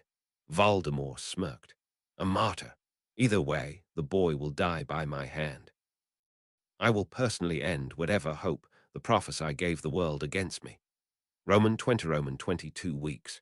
In just 2 weeks, Harry's life had completely flipped around and gone nuts. He could barely believe that such a short time ago that he was drinking butterbeer with Tracy in the Three Broomsticks, relaxing like he didn't have a care in the world. It all started with the Monday following the Hogsmeade weekend. True to her nature, Umbridge managed to make everyone's lives immensely more difficult by having another educational decree passed. It was waiting for them in their common rooms before they even left for breakfast. Clearly, someone worked fast to get this done. She must know. It's too perfect to be a coincidence, muttered Ron, as they and a number of others who were at the meeting the day before gathered around the poster. Harry nodded his agreement. I'm actually more curious about whether she found out from a student or through some other means. Maybe a type of spell we don't know about, wondered Harry as they waited for Hermione to come down from the girls' dormitories. Their attempt at climbing the stairs failed quite spectacularly when the steps turned into a completely smooth slide. Probably those bloody snakes, the redhead continued. I knew we couldn't trust them. If only you understood how hypocritical you are about that house. Most every problem we've ever had in this place has been because of one of them, he countered. Almost every problem we've ever had in this place has been because of Malfoy, corrected Harry immediately. Stop talking down about those three, you don't even know them. And you do, loads better than you do, that's for sure. Whatever, said Ron grumpily. In what looked to be a supreme effort, he let the matter go. It was just too easy to talk dirt about the Slytherins. Anyway, what's done is done. She knows, now what? Harry just smirked. We'll just be operating more in secret than before. Yeah, the get caught and you get expelled secrecy, love that one, said Ron sarcastically, and Harry chuckled. Didn't know there was another kind, he replied, making Ron laugh. Too true, mate. Hey, you two, what's up? Said Hermione, sliding into the room. One of the girls said that you tried coming up the steps. What is it with that anyway? Asked Ron, clearly irritated. You've literally woke us up before straight out of our beds. How is that fair at all? Could have been stalkers for all you knew. Well, the founders figured boys were less trustworthy than girls, especially when it came to sleeping arrangements, she said with a shrug. It's all in Hogwarts, a history, if you'd ever take the time to read it. Harry couldn't help but be curious himself and decided to ask Salazar about it later. Of course, Ron already returned fire. Why should I bother reading a 1,000-plus page book when you know the entire thing by heart? What's up, Hermione? Harry interrupted before they could begin arguing again. Is that there was another educational decree passed that banned the formation or meeting of groups of students that are 3 or more, unless they have the express permission of the High Inquisitor. See for yourself. He motioned to the notice, which Hermione read over quickly, her face darkening. Do you think someone told? Asked Ron, wanting her opinion. Hermione gave them both a grim look. Well, it's possible, but for their sakes I hope no one did. She lowered her voice even further than it already was, though no one was close enough to hear them to begin with. I put a pretty complex jinx on that parchment, and everyone signed it. If anyone tells, well, it's not going to be pretty. However, as they soon discovered, not a single student who attended the Hog's Head meeting was jinxed in any way, meaning that they must have been overheard by someone loyal to Fudge and Umbridge. Fred suggested that the pubs in the village might have had listening spells placed in them. In the end, there was nothing they could do about it but deal with the added secrecy. At the same time, this made Harry even more satisfied that they were doing this right under Umbridge's nose. Unfortunately, this wasn't the only consequence of the new decree. While the new secret defense group was still rolling, Quidditch ground to a halt. Ever one to do the blatantly unfair, she refused the Gryffindor team permission to reform while allowing the others without any trouble. Not about to let this go, Angelina appealed to McGonagall, who immediately went to Dumbledore. Dumbledore told Umbridge that she could either reform all the teams or none of them. Deciding not to create any more enemies than she already had, she opted to allow Quidditch to continue. Of course, Harry knew that the jab was ultimately directed at him. Umbridge was still quick to target him in any way, given that she didn't have control over him in her classes. She had yet to ever been able to catch him out doing or saying anything that could be reasonably punishable. All of the unreasonable ones that she tried to hit him with were overruled by McGonagall or the headmaster. But Umbridge was never one to let others get their way over hers. With incredible swiftness, she acquired another decree, giving her ultimate power over punishments in the school. Within a day, Harry was banned from all extracurricular activities until the day he graduated, effectively ending his school Quidditch career. And while making him want to kill her on multiple occasions thereafter, it was still something he could live with so long as he never had to step into her classroom. Barely. The next day, Harry was tasked with telling Angelina the bad news. She was livid, first at Umbridge, then at him, but ultimately settled for being fairly depressed. He was able to tell her without getting too worked up himself, but that was only because the night before he spent a very good amount of time destroying glass figures that looked like Umbridge with a metal bat in the room. The thing that Harry was most worried about was what effect the introduction of this new educational decree would have on him if it ever got out what he did to Malfoy, Crabbe, Goyle, and Nut. However, to his great surprise, he did not have to fight against a move for his expulsion that week. In fact, he didn't even get a talking to. Nobody knew that he attacked the Slytherins, and Harry really wasn't quite sure why. Malfoy was always one to try and get him in trouble, let alone for something that Harry did to him personally. But this time it went unspoken. Perhaps Malfoy really didn't want it spread that they lost so decidedly against him, even when they had the numbers.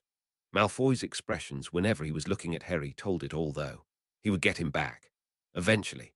Roman 20 cries of Expelliarmus sounded throughout the room, red jets of light flying everywhere, as well as wands. Harry, who was a little behind due to being the one who counted everyone off, felt his wand leave his hand and clatter to the floor a number of feet in front of him. "Bah, not as good," said Blaise, grimacing at the fallen wand. He was likely trying to get it to come to him. "Well, regardless, you did disarm me. That's the biggest point," said Harry. "I'd suggest putting a little more focus in getting my wand away from me. It'll probably help it make its way to you." He picked up his wand and looked around. "Blimey, this is a mess. Well, it had to happen initially. Zabini, could you alternate with Tracy and Greengrass while I walk around?" Blaise nodded and joined his housemates. Holding out his hand, a whistle appeared right in it which Harry blew loudly, causing the commotion to die down, a few more wands clattering to the floor. The first ever meeting of the Defense Association, or DER for short, was as chaotic as he'd imagined it being. This crew really needed the help. Well now, that was informative, wasn't it? He winced internally as Sirius practically jumped out of his mouth. "Good Lord, Sirius, look what you've done. I'm sure a bunch of you are wondering why there can be such a wide difference in what seems to be just a simple second-year spell." Harry moved back to the head of the group so that they could all see him. "It's really important for all of you to keep in mind the intent of the spell that you're trying to cast at all times. When I disarmed Smith before in my example, I didn't just point my wand and say a word. I really wanted his wand in my hand and his ass on the floor. You really need to mean it, and that doesn't mean shout it louder," he added, hoping to quell that bad habit early. "Now, let's try that again, and I'll walk around to help out. Go on." Harry spent the next hour or so moving from person to person and giving tips and suggestions. Wand grip corrections, stance, enunciation, wand movement, all things that could be tweaked to better a spell's performance. It was interesting once they realized that just saying the words and hitting their targets weren't enough. The younger years were the ones who needed the most help, but even the older students benefited from the advice he gave. Slowly, the general level of the group improved, and Harry was able to slip back into the training himself, telling everyone after a while to switch to a new partner. If he continually got them to work with new people, then they would all know each other better, keep the group tighter, and most importantly, lessen the bias everyone had against the Slytherins, though he knew that would probably take a long time. "Harry, have you checked the time?" asked Hermione as he came close to her. Checking his watch, he saw that it was 10:15, meaning they only had 15 minutes before they would all be out of bounds. He blew the whistle once again, and the chaos died away. "That was really good, you all," he said approvingly. "You've made some real progress from when we started at 8. Now it's 15 minutes to curfew, so we should wrap things up here. We'll be in touch about when the next meeting is. Sound good?" Using the map, which he passed of as another perk from the room, he let everyone go in twos and threes so it wouldn't look like a large group had just broken up. "Harry, that was really great. Let's meet again soon," said Cho as she and Marietta left. He grinned and nodded before waving over the next group. "What are we going to work on next time?" asked Tracy as they approached. Harry shrugged. "Maybe the impediment jinx, body bind. Not too sure," said Harry after a second. "We'll be doing early stuff for at least a couple weeks anyway. We need to focus more on good casting technique than anything. Keep an ear out for the next meeting.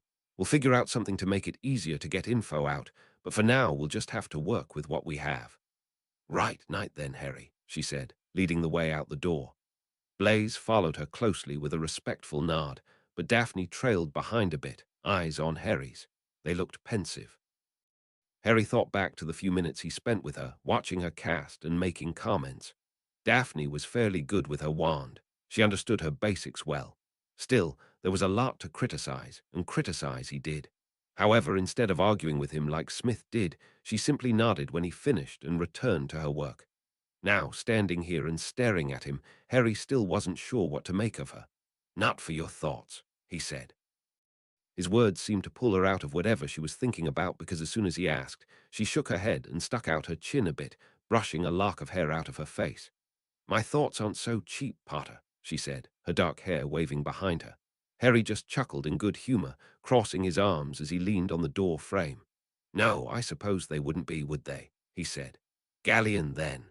Tracy suddenly walked back into view, grabbing her arm. "What on earth are you two even talking about?" she said, rolling her eyes. "Let's go." Daphne let herself get dragged away, deciding not to respond. "I'm telling you, Harry, it's totally pointless trying to talk with the snakes," said Ron, shaking his head. "Especially her. It's like trying to have a chat with Winter, except this version is here year-round, has a wand, and isn't afraid to use it." "I'll admit, she doesn't go out of her way to be pleasant to people," agreed Hermione. "Though I've also never seen her purposely be offensive to others like Malfoy does. She tends to just try and exist in her own space." Harry just shrugged. "Anyway, let's head back to the common room," said Ron, moving to the door. "I'll catch up. I want to try a few things to prep for the next session. You're going to work on herbology tonight, right?" Harry asked Hermione. "Yes, I finished Transfiguration and Runes last night." "Cool, I haven't done Transfiguration yet, but I did my herbology. You can check it if you'd like." Hermione nodded with a smile. Though he would never understand it, Hermione enjoyed checking through his work. Hey, whatever made her happy. "All right, I will," she said. "Who knows, maybe I'll learn something from it. That'll be the day. I'm almost sad we don't have an actual defense class, you know," she frowned. "You do write some very interesting things for that class. Ron, ah." She turned to find the room empty but for them. "Ah, Pratt, he left me. Don't stay out too late, Harry.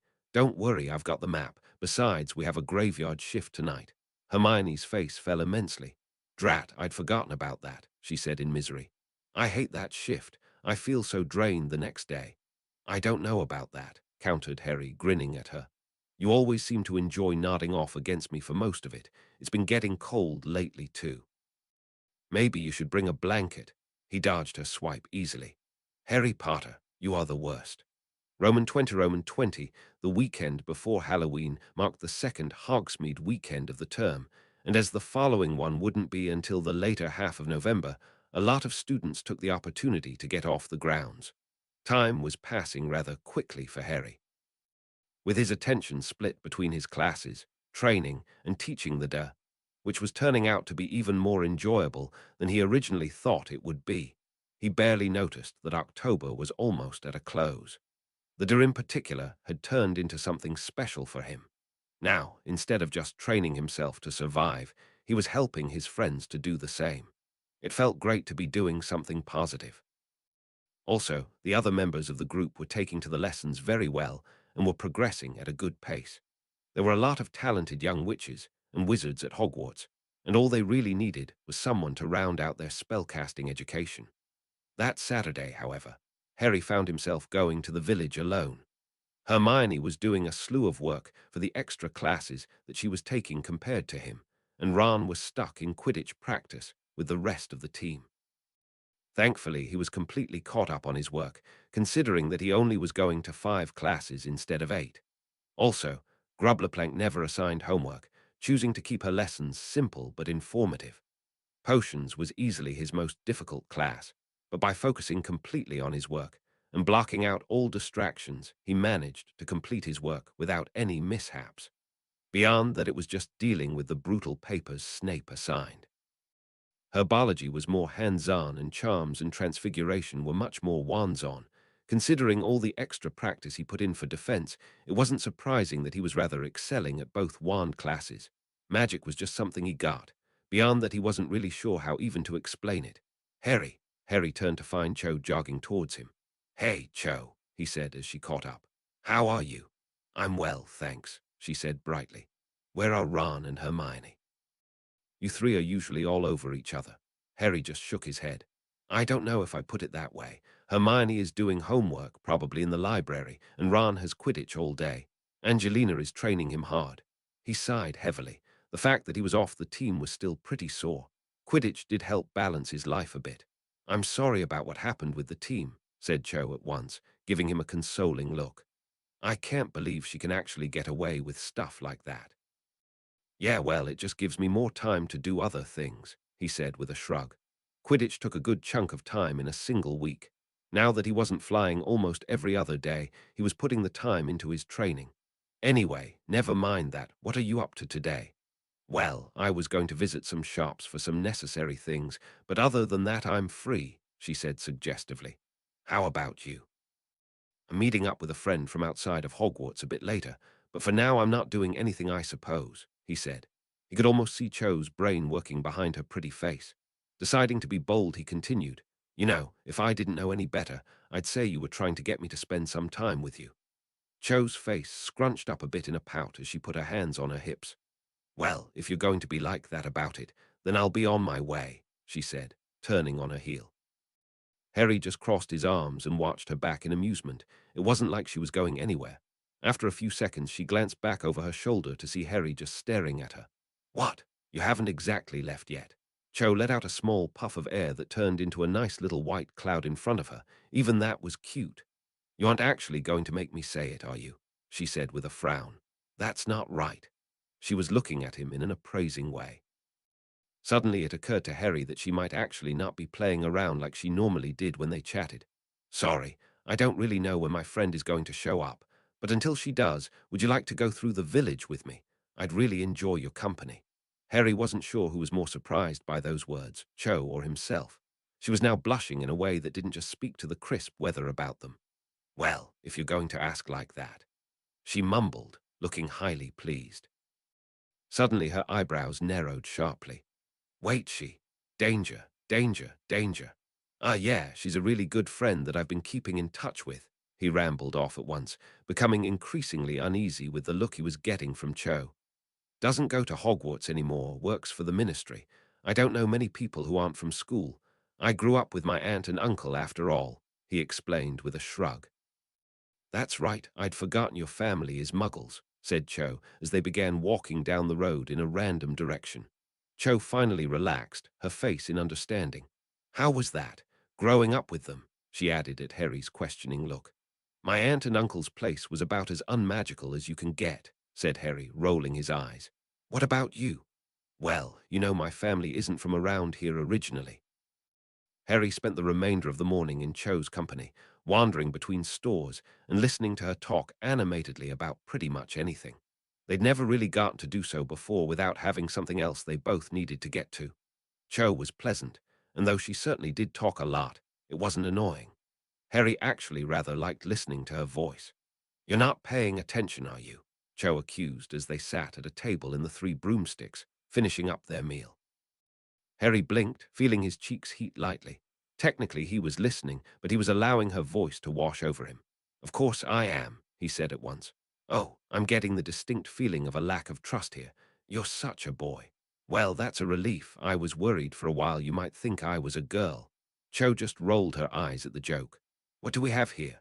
Harry suppressed a groan as a familiar female voice wafted over their table. He and Cho both turned to find none other than a pink-haired Tonks watching them in curiosity. Tonks, would it kill you to say hi in a normal way? He drawled. Your friend, I take it, said Cho, eyeing Tonks somewhat warily. Unless he's waiting for another person, that would be a yes. She plopped down in a free seat. Having a little date, are you? I didn't think I was that late.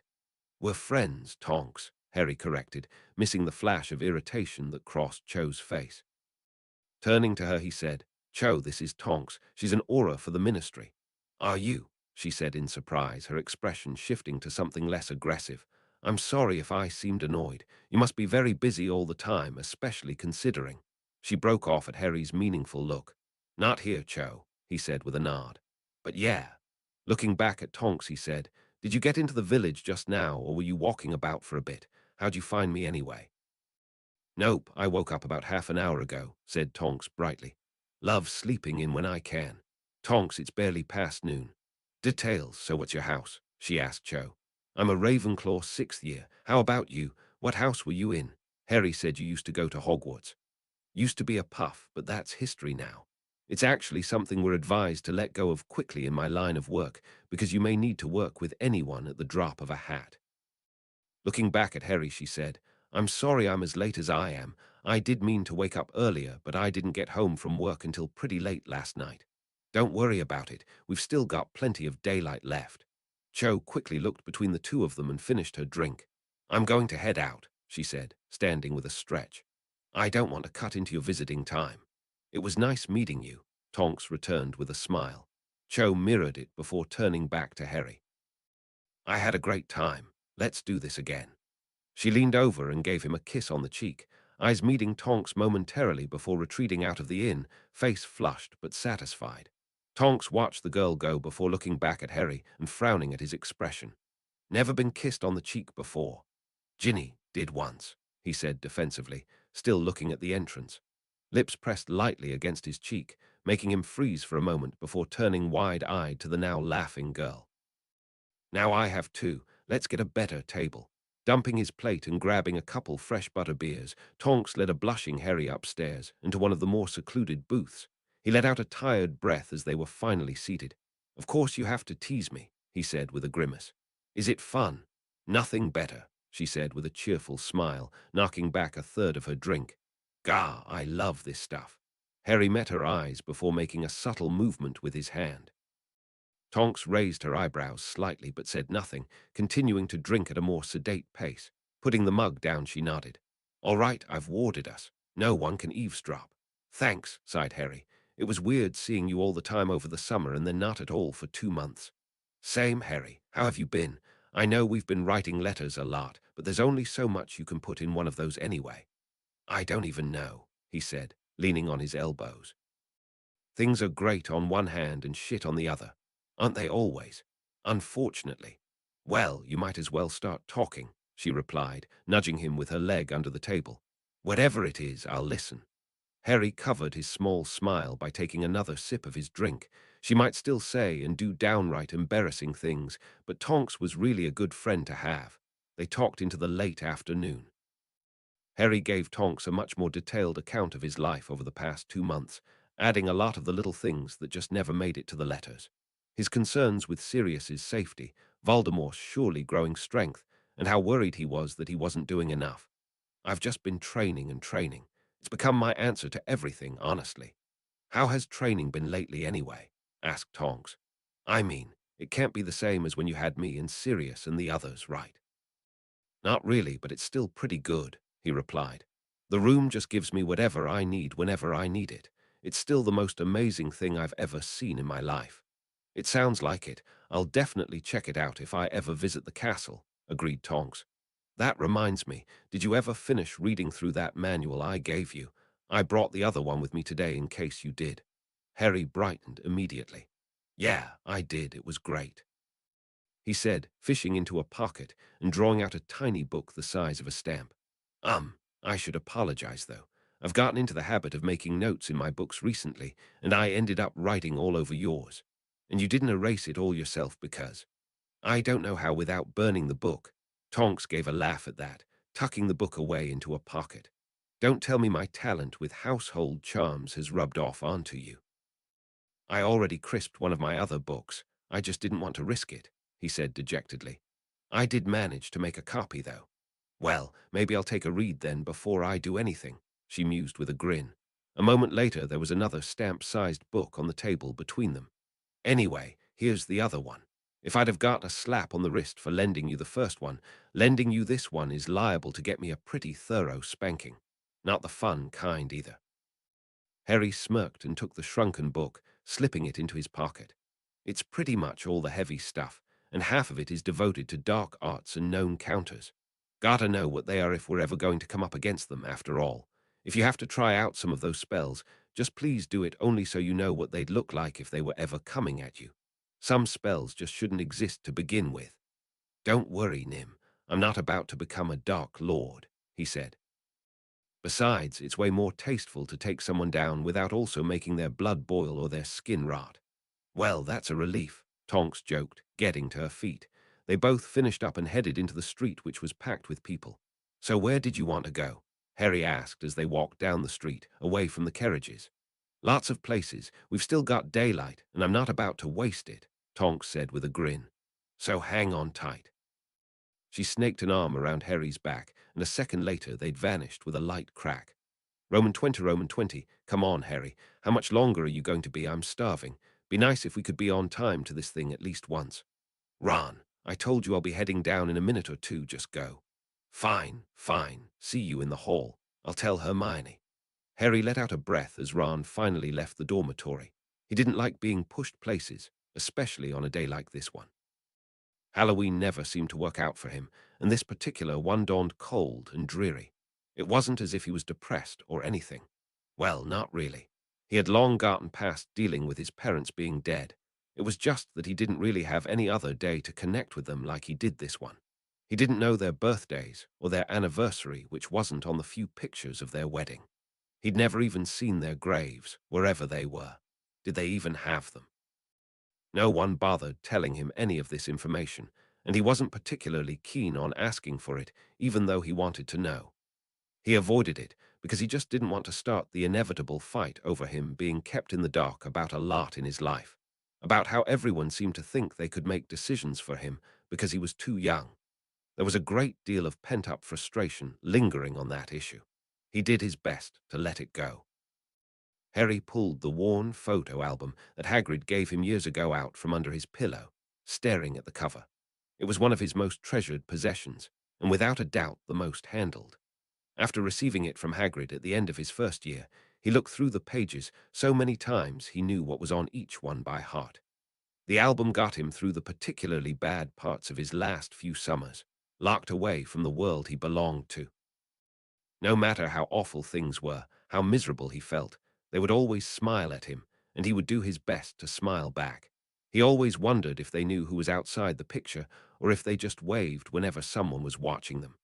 Perhaps the photo was just spelled to react when something moved directly in front of it. There was no way of knowing. It wasn't as if the tiny figures could talk to tell him at any rate. Maybe Sirius knew. But then again, it wouldn't matter anyway, as all the pictures predated his own existence. If there was a picture with him as a baby, would his parents be able to recognize him after all these years? He liked to pretend that they did, even if it was unlikely. Finally making it to the last page, he stopped. Most of the pictures were of his parents together somewhere. He never recognized any of the places, and waving at him brightly, arm in arm, or doing something else. There was even one where his mother would periodically scoop up a pile of leaves on the ground at her feet and throw them in the air to let them dance around her and her husband, while he just grinned and pulled her clothes.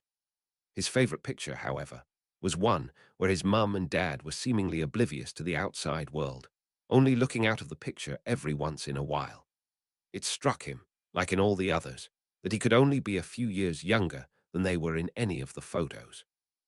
They died so young after all. 14 years. Harry mumbled, running a finger along the thin protective cover that held the photos in place.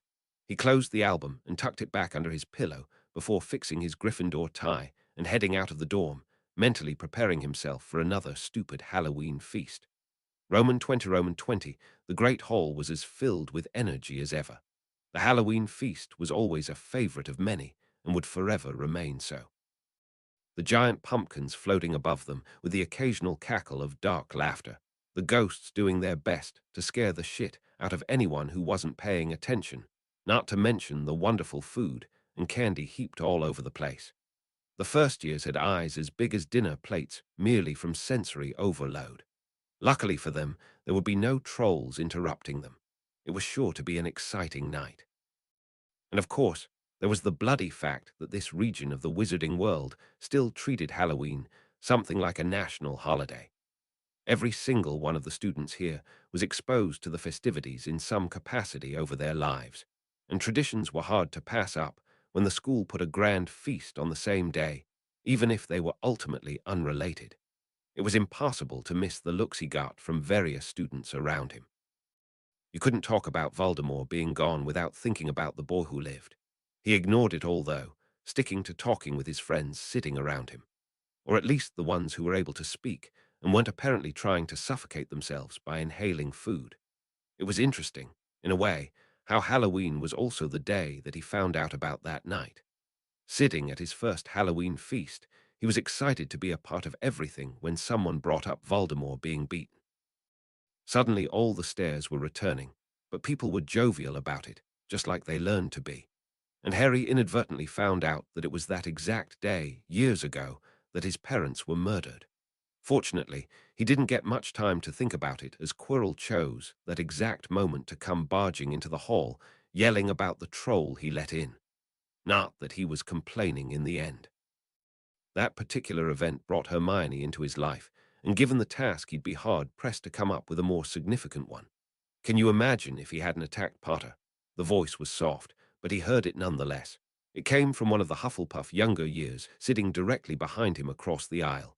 He did his best to block it out, but the voice captured his attention like a magnet. Yeah, I'd imagine he'd still be around, said another. De said we were losing badly. Don't talk about it, I don't even want to consider it. This voice was quite timid. Mum still has nightmares about before. I don't blame her, a fourth said. Once you know who targets you, you're finished. Harry, said Hermione, looking over at him. He'd stood up quite suddenly.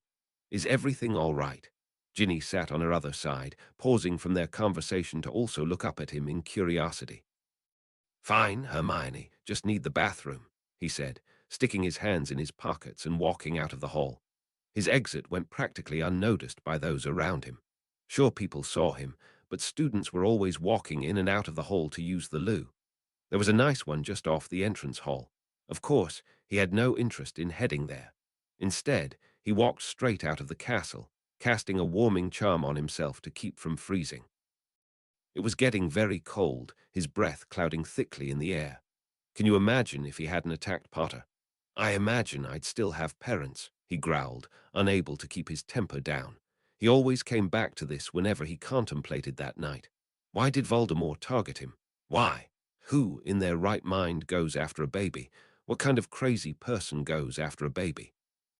From his very first year, he asked the headmaster that question, and the man's response was that he was not ready for the answer. Not that he didn't know, but that it was not the right time to say. To be fair, Dumbledore probably made the right decision at the time. He was only 11, fresh to the wizarding world with far too little in the way of, well, anything. But still, years later, hadn't he been through enough to show he could deal with it? If Dumbledore was still keeping it from him, then there was much more to this than he used to think. He had no idea what to think to begin with. Stupid, annoying, Potter, what on earth are you doing? Harry turned at the sudden exclamation. There, standing a number of yards away from him on the steps, was none other than Daphne and Tracy. They were watching him from the entrance way with identical wary expressions. What are you two doing out here? He said at once. Coming to find out why we can hear small explosions on the way back from the bathroom, Tracy said, now coming closer until she was a few feet away. Her eyes were locked on the area behind him. Are you okay? What did the grounds ever do to you? What? He turned to find himself faced with a good number of craters of various sizes littering the immediate area. That was when he became aware of his wand in his hand. Shit, McGonagall's gonna kill me. Just fix it, it doesn't look like anyone else heard. Harry gave her a flat look. Landscaping is a little out of my skill set, he said. Not from what I see, Tracy quipped under her breath, though he heard it just the same. Daphne considered him for a second before glancing back at the door to the castle, then at Tracy, who shrugged. The door was still cracked open the way they left it, and dim sounds of festive children filled the background. All right, we'll help you out. Looks like I get to be the teacher for the night. Harry looked at her in surprise. Really? True, they were civil enough with each other, but Daphne was never one to offer him much of anything, let alone help.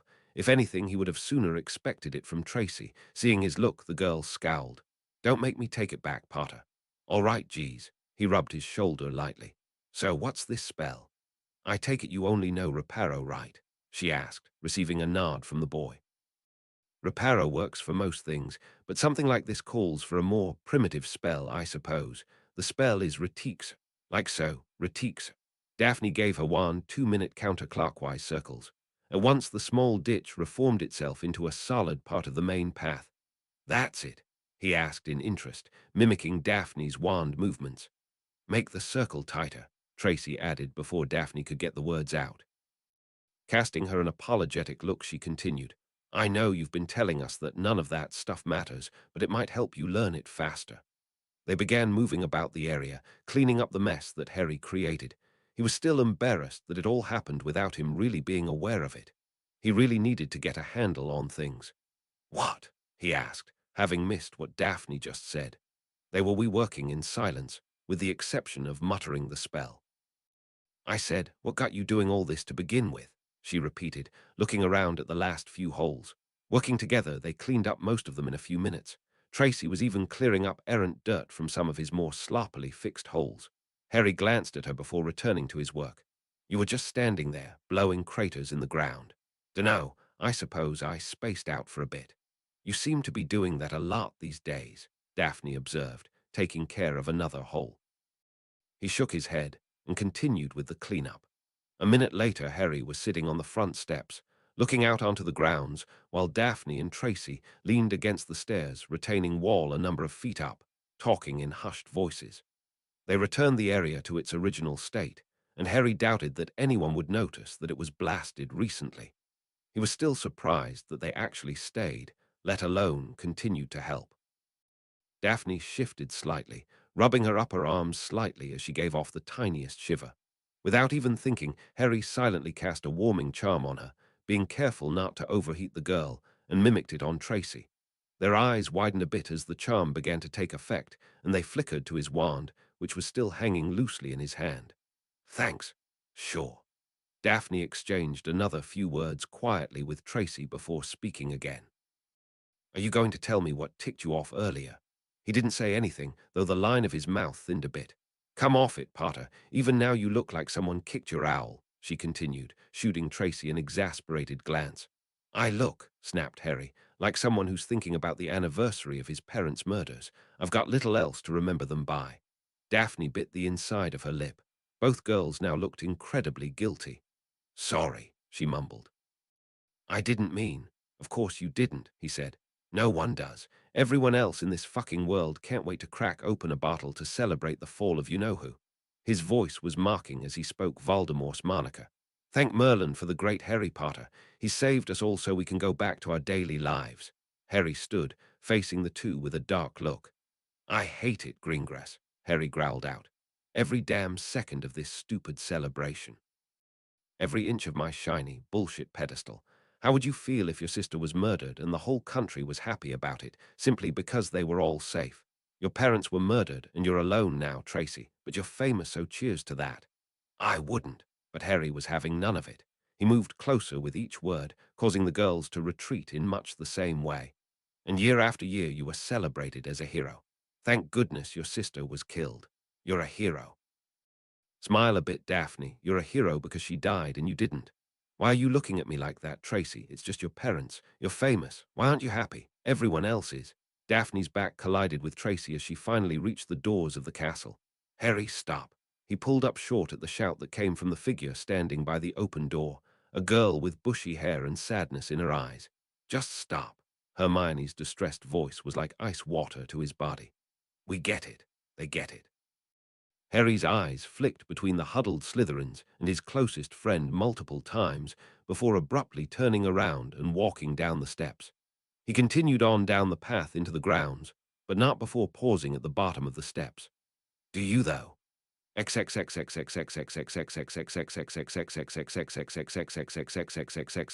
Author's note.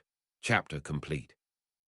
I can't remember exactly when in the canon Harry finds out about the exact day Voldemort attacked his family, but I'm not particularly interested in finding out, and I've made it what I wrote above. Works better for my own purposes. Cool. If you've got a comment, leave one, else thanks for sticking with it, and I'll see you next time. 10. Off with its head.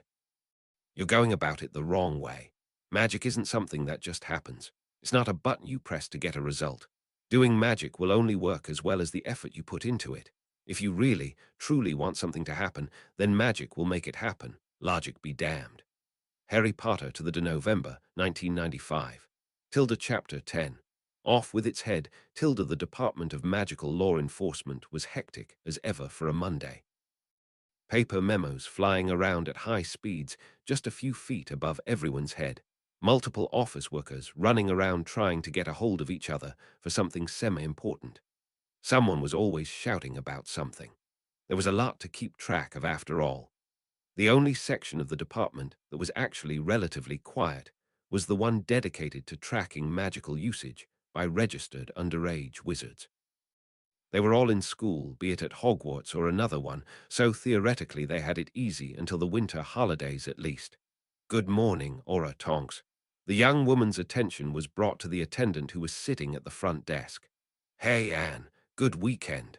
Passable, she responded with a shrug.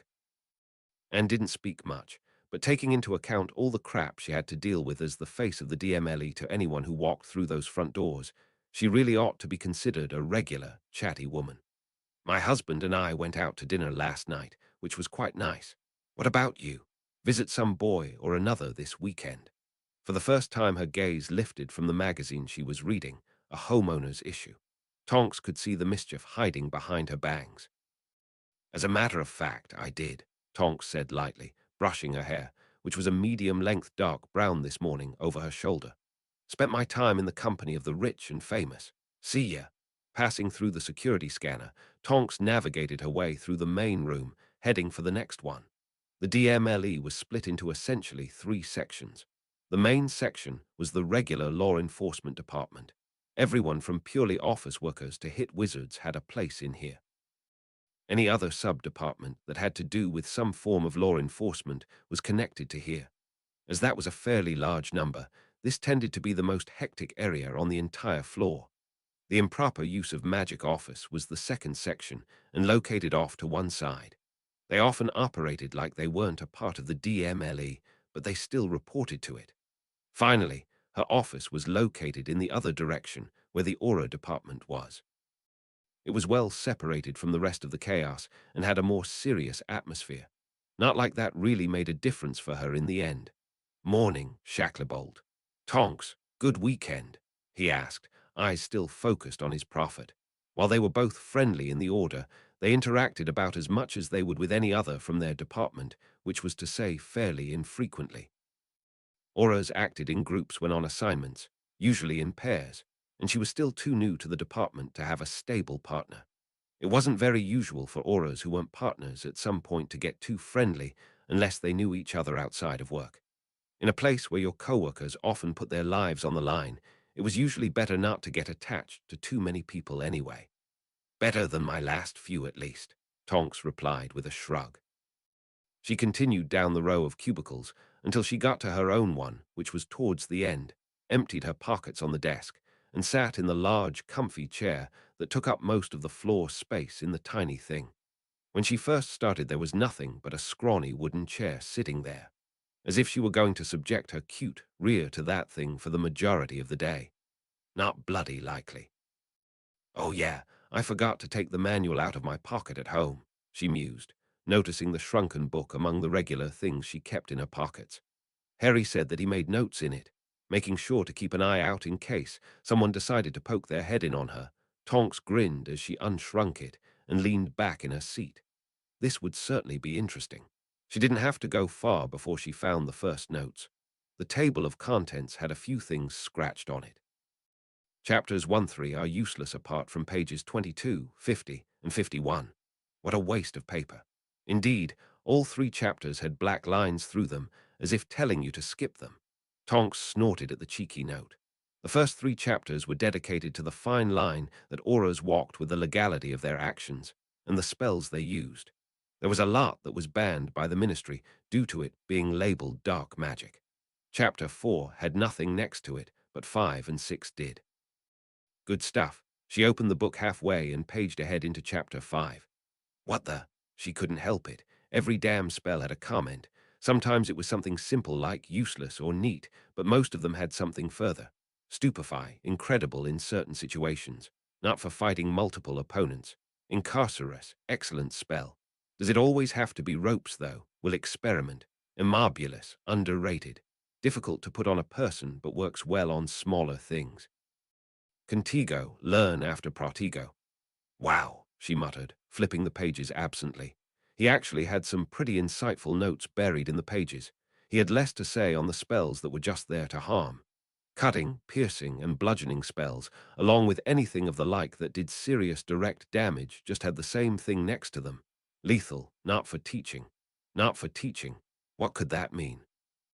The final chapter had a number of simple spell combinations that worked well together to achieve various results, as well as outlining a great deal of strategies for apprehending criminals who were at different levels of dangerous. This section was surprisingly blank, or at least so Tonks thought until she got to the last page. Good in theory, not much else. Tonks couldn't help but laugh at that. Harry was turning into quite the fighter. She wouldn't be seeing him until the Christmas holidays, but when she did they would definitely need to duel. She could only imagine how far he came since they last faced off. Training on your own could only take you so far, but he seemed to be doing my LHJ well enough by himself. Not really having anything to do at the moment, Tonks leaned back in her chair and put her feet up with a smile, looking forward to the next time she'd get to spend with the messy-haired boy. Roman 20, it's Johnson again. She's tearing down the pitch with the quaffle. Now, Warrington swoops in with a steal, bringing Slytherin back in possession.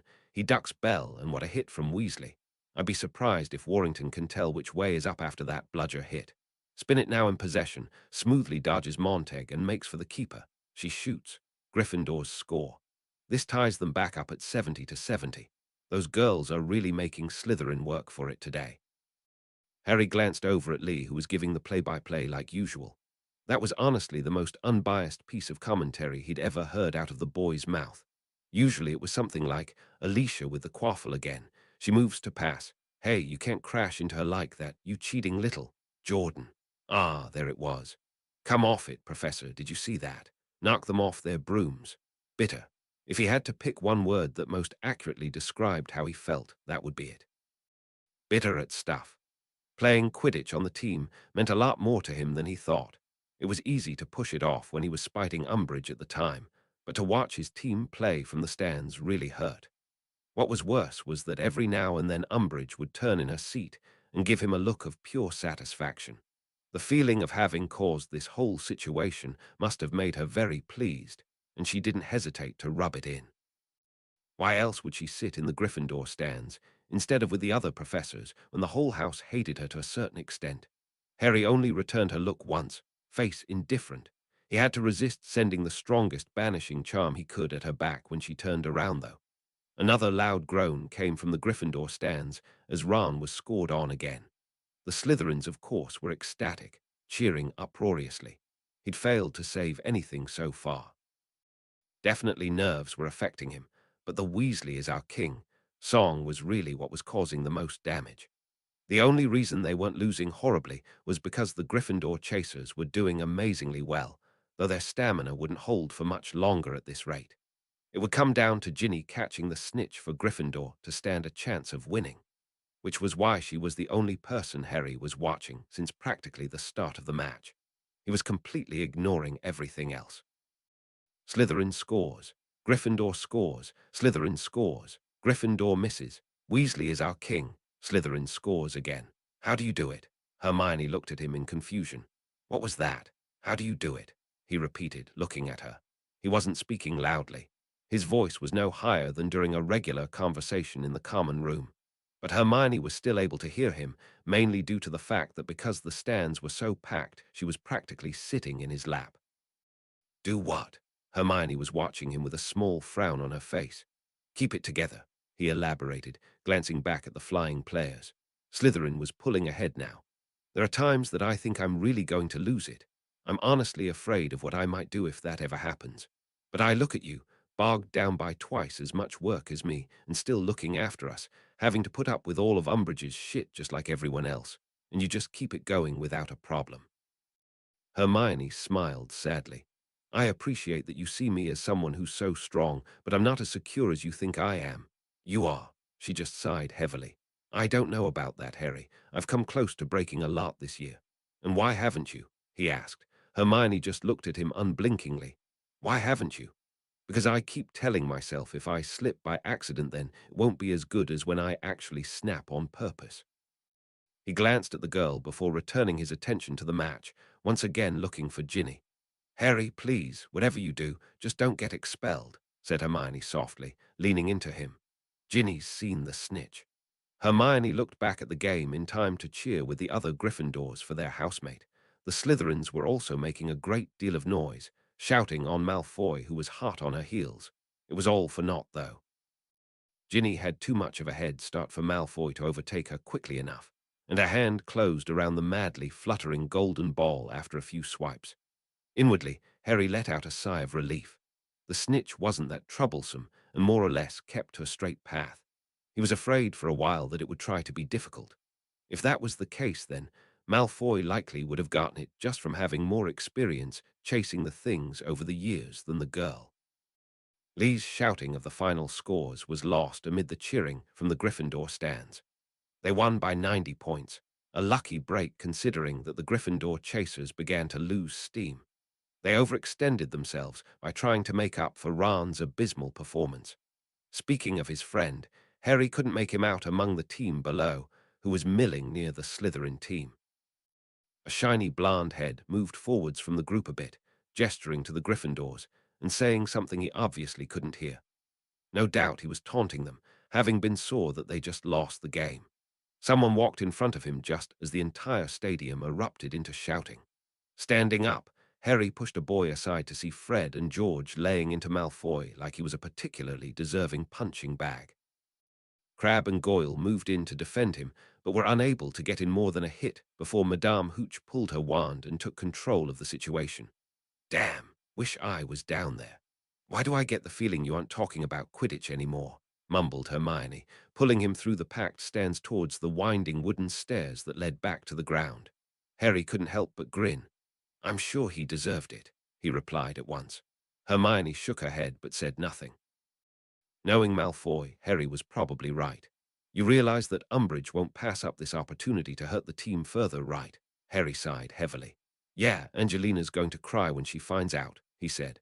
I mean, we were lucky with Ginny being halfway decent, but I don't think there's anyone in the house up to her level that can play beaters. What do you think Malfoy said to make them lose it like that? Wondered Hermione. Harry just shrugged. We'll find out eventually. XX, Angelina. Hey, don't space out on me.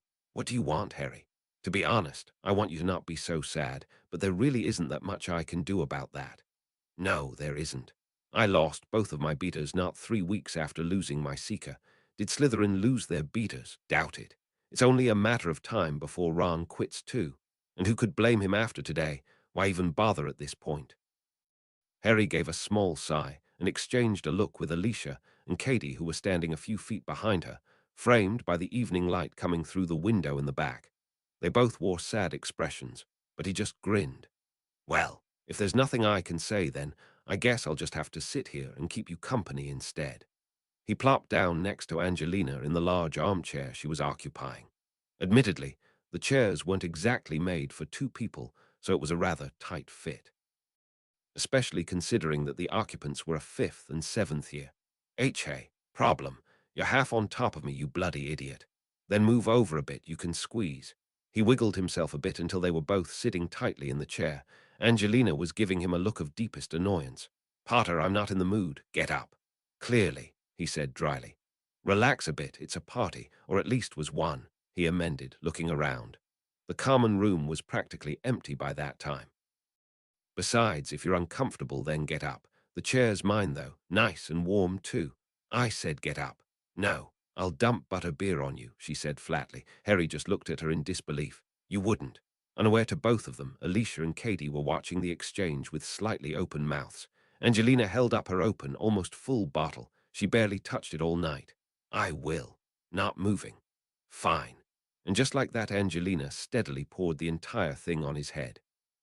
Sputtering, Harry pushed his soaked hair out of his eyes and glared at the girl who looked both taken aback and satisfied by her own actions. Pulling his wand, Harry levitated 2 full bottles of butterbeer over the girl's head and vanished the glass, allowing both drinks to drench her as well, though a lot of it ended up splashing onto him. Still worth the sacrifice. Alicia and Katie, as well as the few remaining party-goers, were now holding on to each other and laughing at the looks on Harry and Angelina's faces.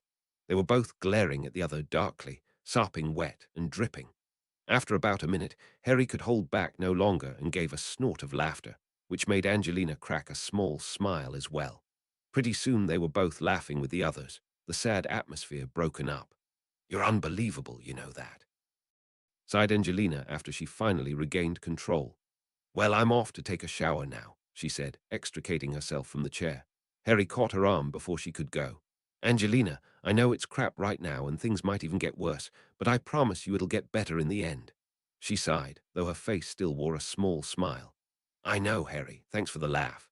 Any time, Captain, he replied with a grin, though it faltered as she in turn grabbed him by his sleeve and gave it a sharp tug. Angelina's smile grew, though it was looking a bit more predatory than he thought necessary. But if you do that again, I'll kick your ass. Harry let out a weak chuckle. She could be so much more terrifying than Wood ever was. Noted. He watched her head up to the girls' dorms before his vision was obscured by the remaining chasers. Thanks, Harry, she really needed that, said Alicia. Butterbeer all over her body. The laugh, you dope, said Katie, giving his head a small knock with her knuckles. We'll make sure she doesn't relapse and try to drown herself in the showers. Night, Harry. Night, you too. With Alicia and Katie heading up the girls' staircase as well, that actually left the common room empty with the exception of himself and Hermione. The windows were completely dark. He didn't realize it was so late. Do you always just do the first thing that comes to mind? She asked him, finally approaching with her wand out. She cast a few cleaning charms to remove the dampness and stickiness from the drying drink that covered his upper body and repeated the action on the chair. After all, what if it didn't work? Harry just shook his head. Not a chance. Angelina's the type who pushes people away when she's upset, though she really needs the company to feel better. Katie and Alicia are her best friends, but she needed someone to take out some frustration on who wasn't them. Angelina feels really bad otherwise. I just gave her an outlet that wouldn't run away when she started attacking. Hermione tilted her head to the side a bit. And since when have you known her so well? She asked.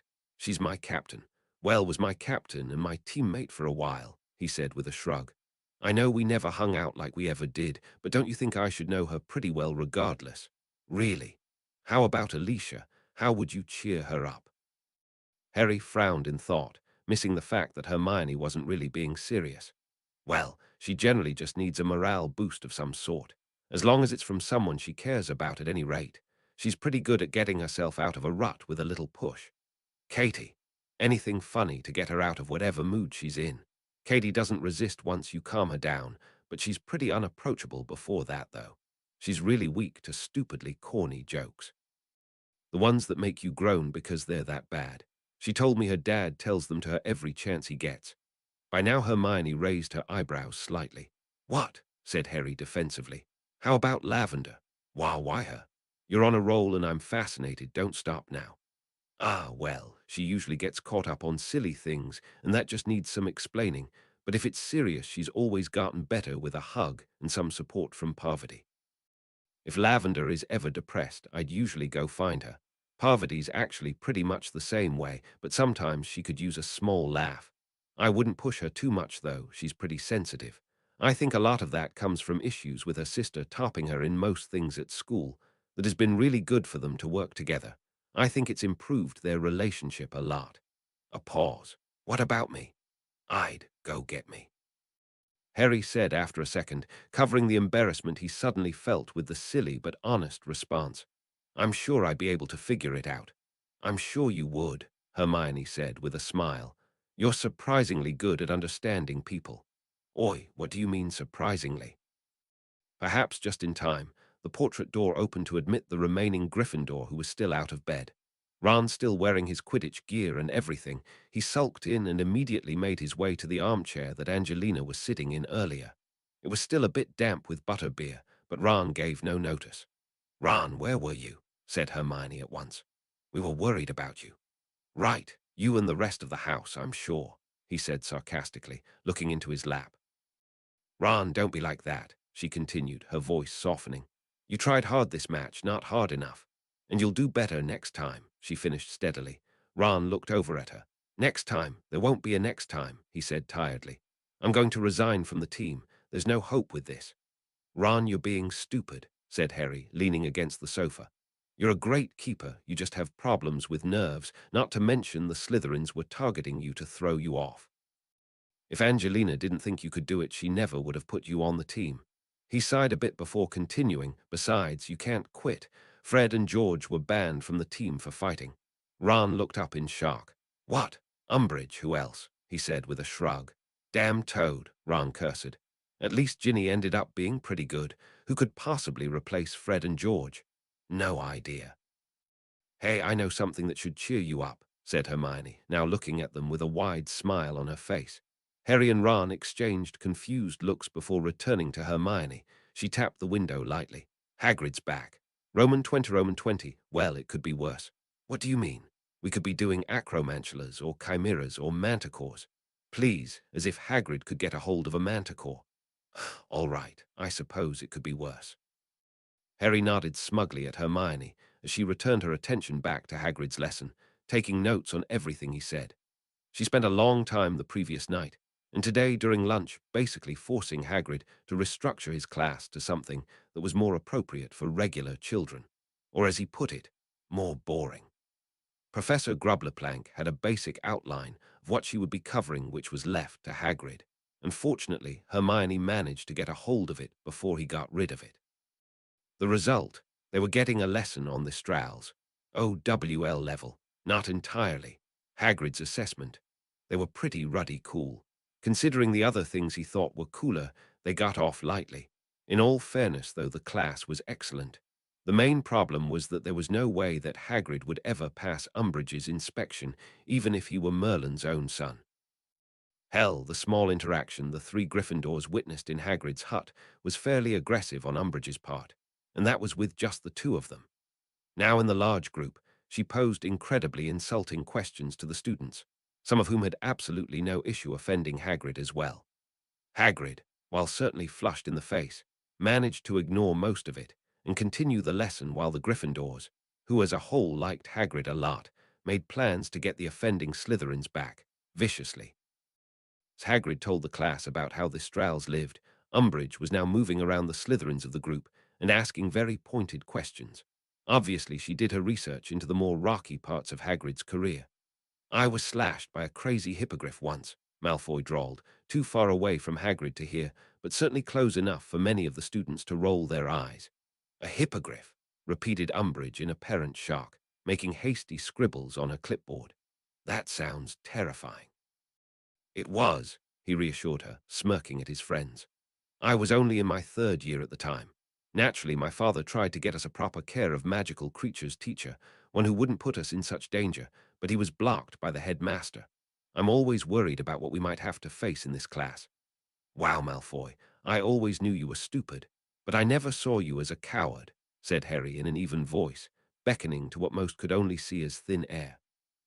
The Stral eyed him unwaveringly for a few seconds before walking over and butting his outstretched hand. "Hagrid really did well with the herd. By the way, you've only mentioned your father twice today. He'd be ashamed at how little you've been talking about his good and honest name. Mr. Potter, you should not be antagonizing a fellow classmate, no less an esteemed member of the ministry," said Umbridge severely, a hand preventing Malfoy from retorting.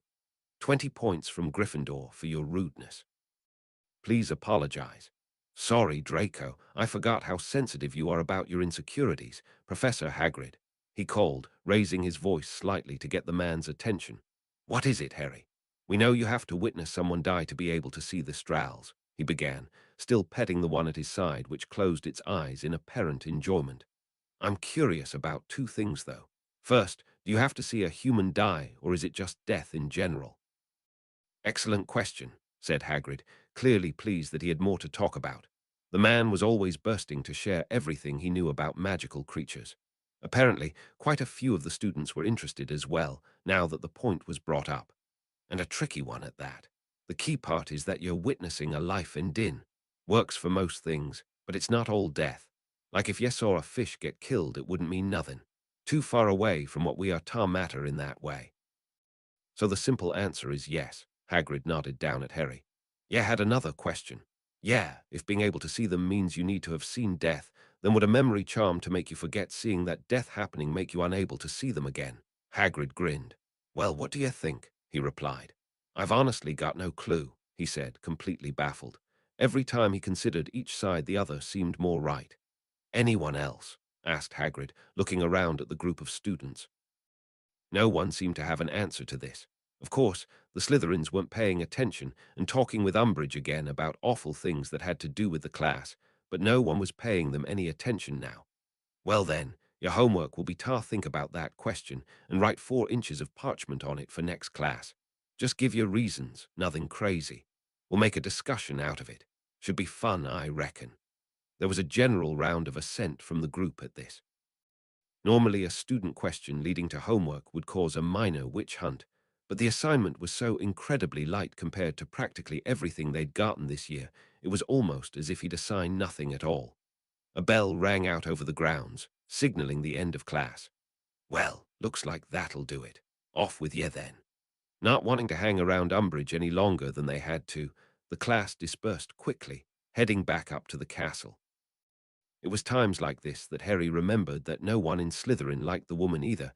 They just took advantage of her the way they did most things. Too bad most of the house sucked in general. As far as the High Inquisitor was concerned, she stuck around to give her short post-inspection speech before heading back to the castle as well. Well, that wasn't too bad in the end, said Ron. I hope she dies, said Hermione darkly. Harry and Ron both blinked at the girl in surprise. Don't give me that. You heard how she was speaking to him at the beginning of class, asking those demeaning questions, and in that tone of voice too, as if he couldn't understand her. What a repulsively evil woman. I practically expected it with Hagrid being half-giant, said Harry.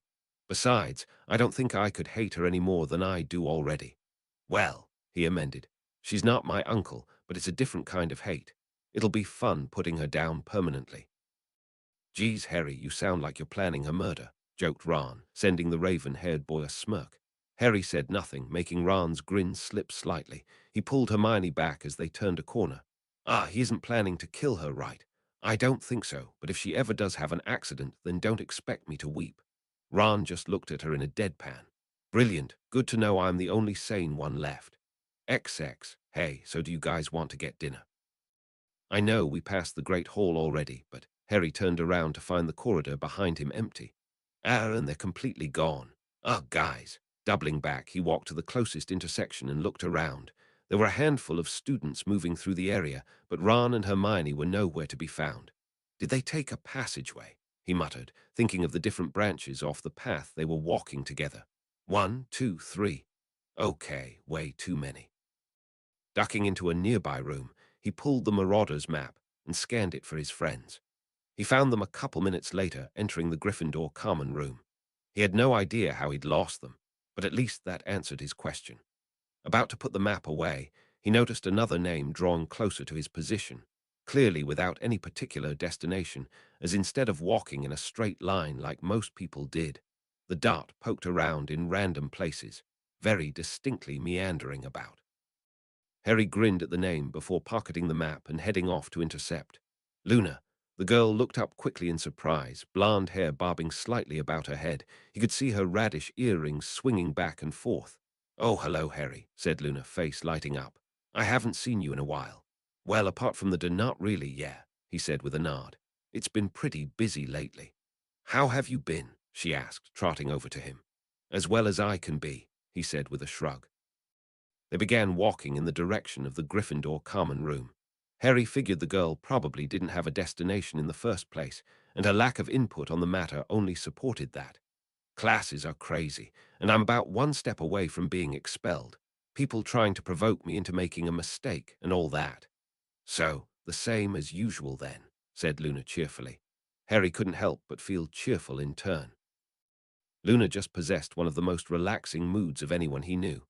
Yeah, same as usual, he agreed. Hagrid finally came back to the castle too, which I'm pretty happy about. I haven't seen him in ages. Care of magical creatures will probably get a lot more dangerous now, but that makes it a bit more interesting too, I suppose. What about you?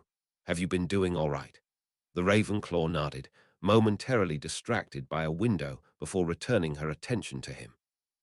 Oh, I found another interesting place we can explore this weekend if you'd like. That would be nice. Being studious is a good idea, but too much will do more harm than good.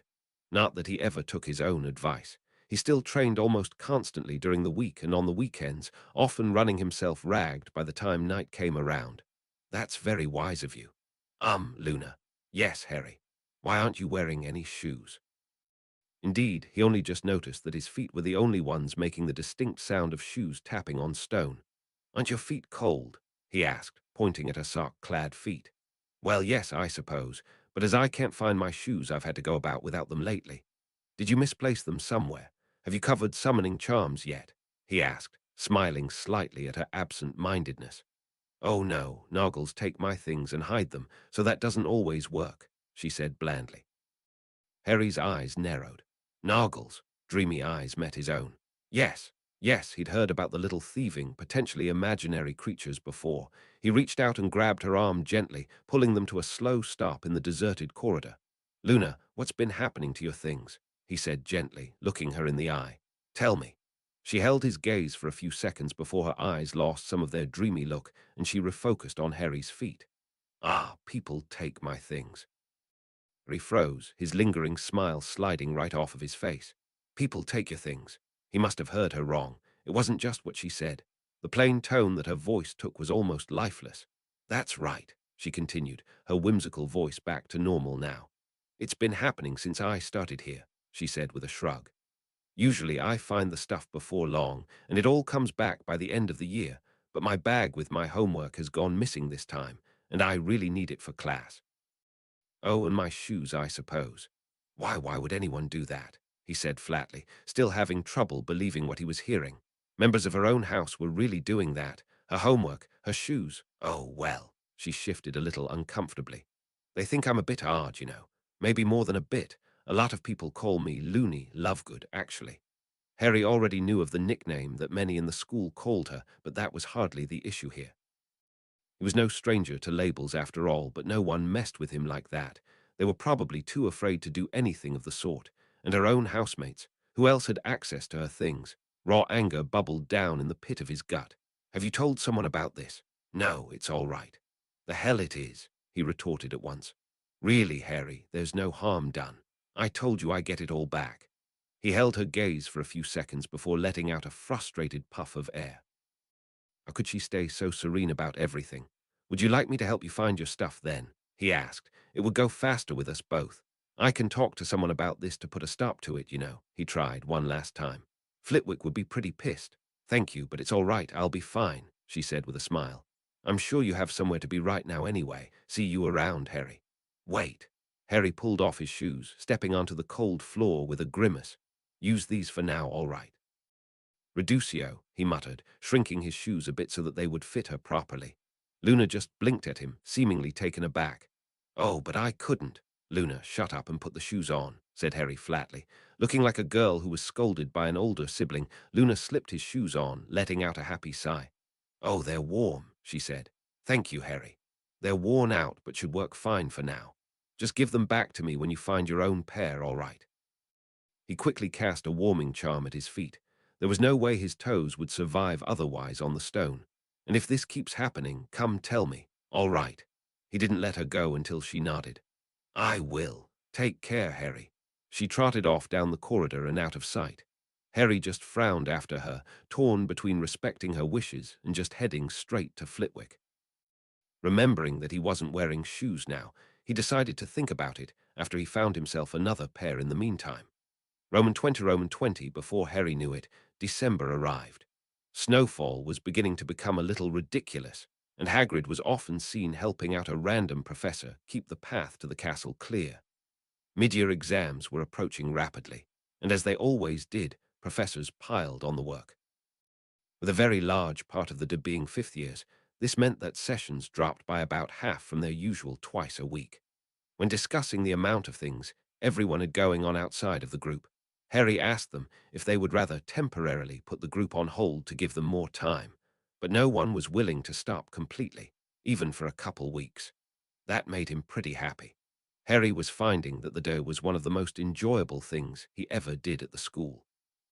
Even though they were still only doing fairly average material, all of which he covered either before or during the summer months with Sirius, it was still a great deal of fun and highly rewarding. Especially the looks of accomplishment that everyone had when he pushed them through something particularly challenging. He even succeeded in getting the group to accept the Slytherins to a point. Of course, that wasn't to say the group didn't have its hitches. We just have a couple weeks before break, and that gives us about 3 more full sessions counting this one, so I'd like to devote the rest of this term to stunning and review of what we've done so far. This way, I'll be able to give each one of you a good chunk of individual help with whatever you need the most. Grab someone you don't work with often and get started. It's nothing new, so you should be all right, and I'll be right over here. Neville, you're with me first, mate. As Neville walked over, Harry couldn't help but grin at how much he improved, not only with his magic, but with his self-esteem. Not being able to keep up with anyone for the first 4 years in anything but herbology, which he constantly set the bar in, really brought him down a lot. The primary culprit was his wand. During the third session, Harry asked Neville out of curiosity about his wand and found out that it belonged to his father. One somewhat bullying conversation and side chat with Professor McGonagall later, and Neville was pulled from school for a Saturday afternoon to go to Ollivander's. After that, it was just a matter of getting the boy to be more confident in his abilities. Neville was actually quite capable. He just required a different approach than what he'd been dealing with for most of his life. After working with Neville for about 15 minutes, Harry grabbed Susan and pulled her off to the side to work with. The session went much the same way for the next hour and a half, him pulling students out one at a time and letting the group just practice what they either felt they needed to improve on or the specific things he told them to after seeing them. He was in the middle of working with Padma when things began to go south. Fred and George got into a rather heated argument with, surprise, surprise, Zacharias Smith. What was a surprise, however, was that Michael Corner was also in the argument, apparently against the twins as well. Many of the other students around them gathered closer to watch, silently supporting one side or the other. And tired of just doing all these defensive spells. You can't tell me you're actually fine with this. Smith, if you want to learn how to make someone's skin rot, then that's the other camp, said George. The other boy flushed slightly. You know that isn't what I'm talking about, he shot. There's way more to dueling than dodging out of the way and doing a body bind or something. What if you're fighting more than one person? The other one could just cancel it. Then what? That's true, but I'm wondering when you'd end up in a situation where you'd be facing a bunch of Death Eaters, said Fred, arms crossed. You guys sound like Umbridge, said Corner. You've heard Harry. He's told us how dangerous it's going to be. There could be a Death Eater attack on a town or something where you live, and then what? Then you take your family and run away as fast as you possibly can. Everyone turned to find Harry standing a number of feet away, Padma just behind him. Run away, Smith repeated. That wouldn't fix anything. We can't just let the Death Eaters ruin our lives. You're always on about protecting what's yours. How are we supposed to do that by just giving up? So you want to fight? The words were calm, but they carried an edge that froze everyone in the room. Almost subconsciously, everyone was backing away from the two boys, leaving them and Harry with a good deal of space. Work on dodging, shield charms, disarming, and all the other protective stuff you've been teaching us. What good is it if we can't win the duel? Said Smith, clearly frustrated.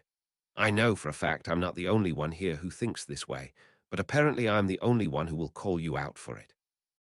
You know way more than just this stuff. Why won't you teach us any of it, so you can fight the Death Eaters if they ever attack you? Harry continued. Take them out.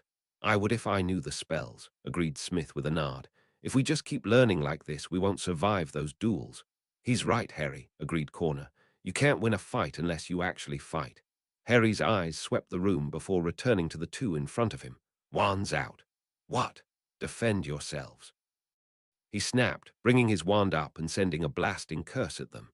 Both teens had the sense to jump to either side, letting the curse destroy the cabinet against the far wall in a shower of debris. Harry, shouted Hermione in alarm, but he ignored her, putting more pressure on the two boys in turn. The other students were now as far away from the fight as they could be without being in danger. Stupefy, incarcerus, shouted Smith. Harry sidestepped each spell, responding with a pair of cutting curses, one for each of them. Pratigo, said Corner hastily, barely half a step behind Smith. Both shield spells worked, Smith's actually deflecting the spell back at him as opposed to Corner's which fizzled out from the single spell.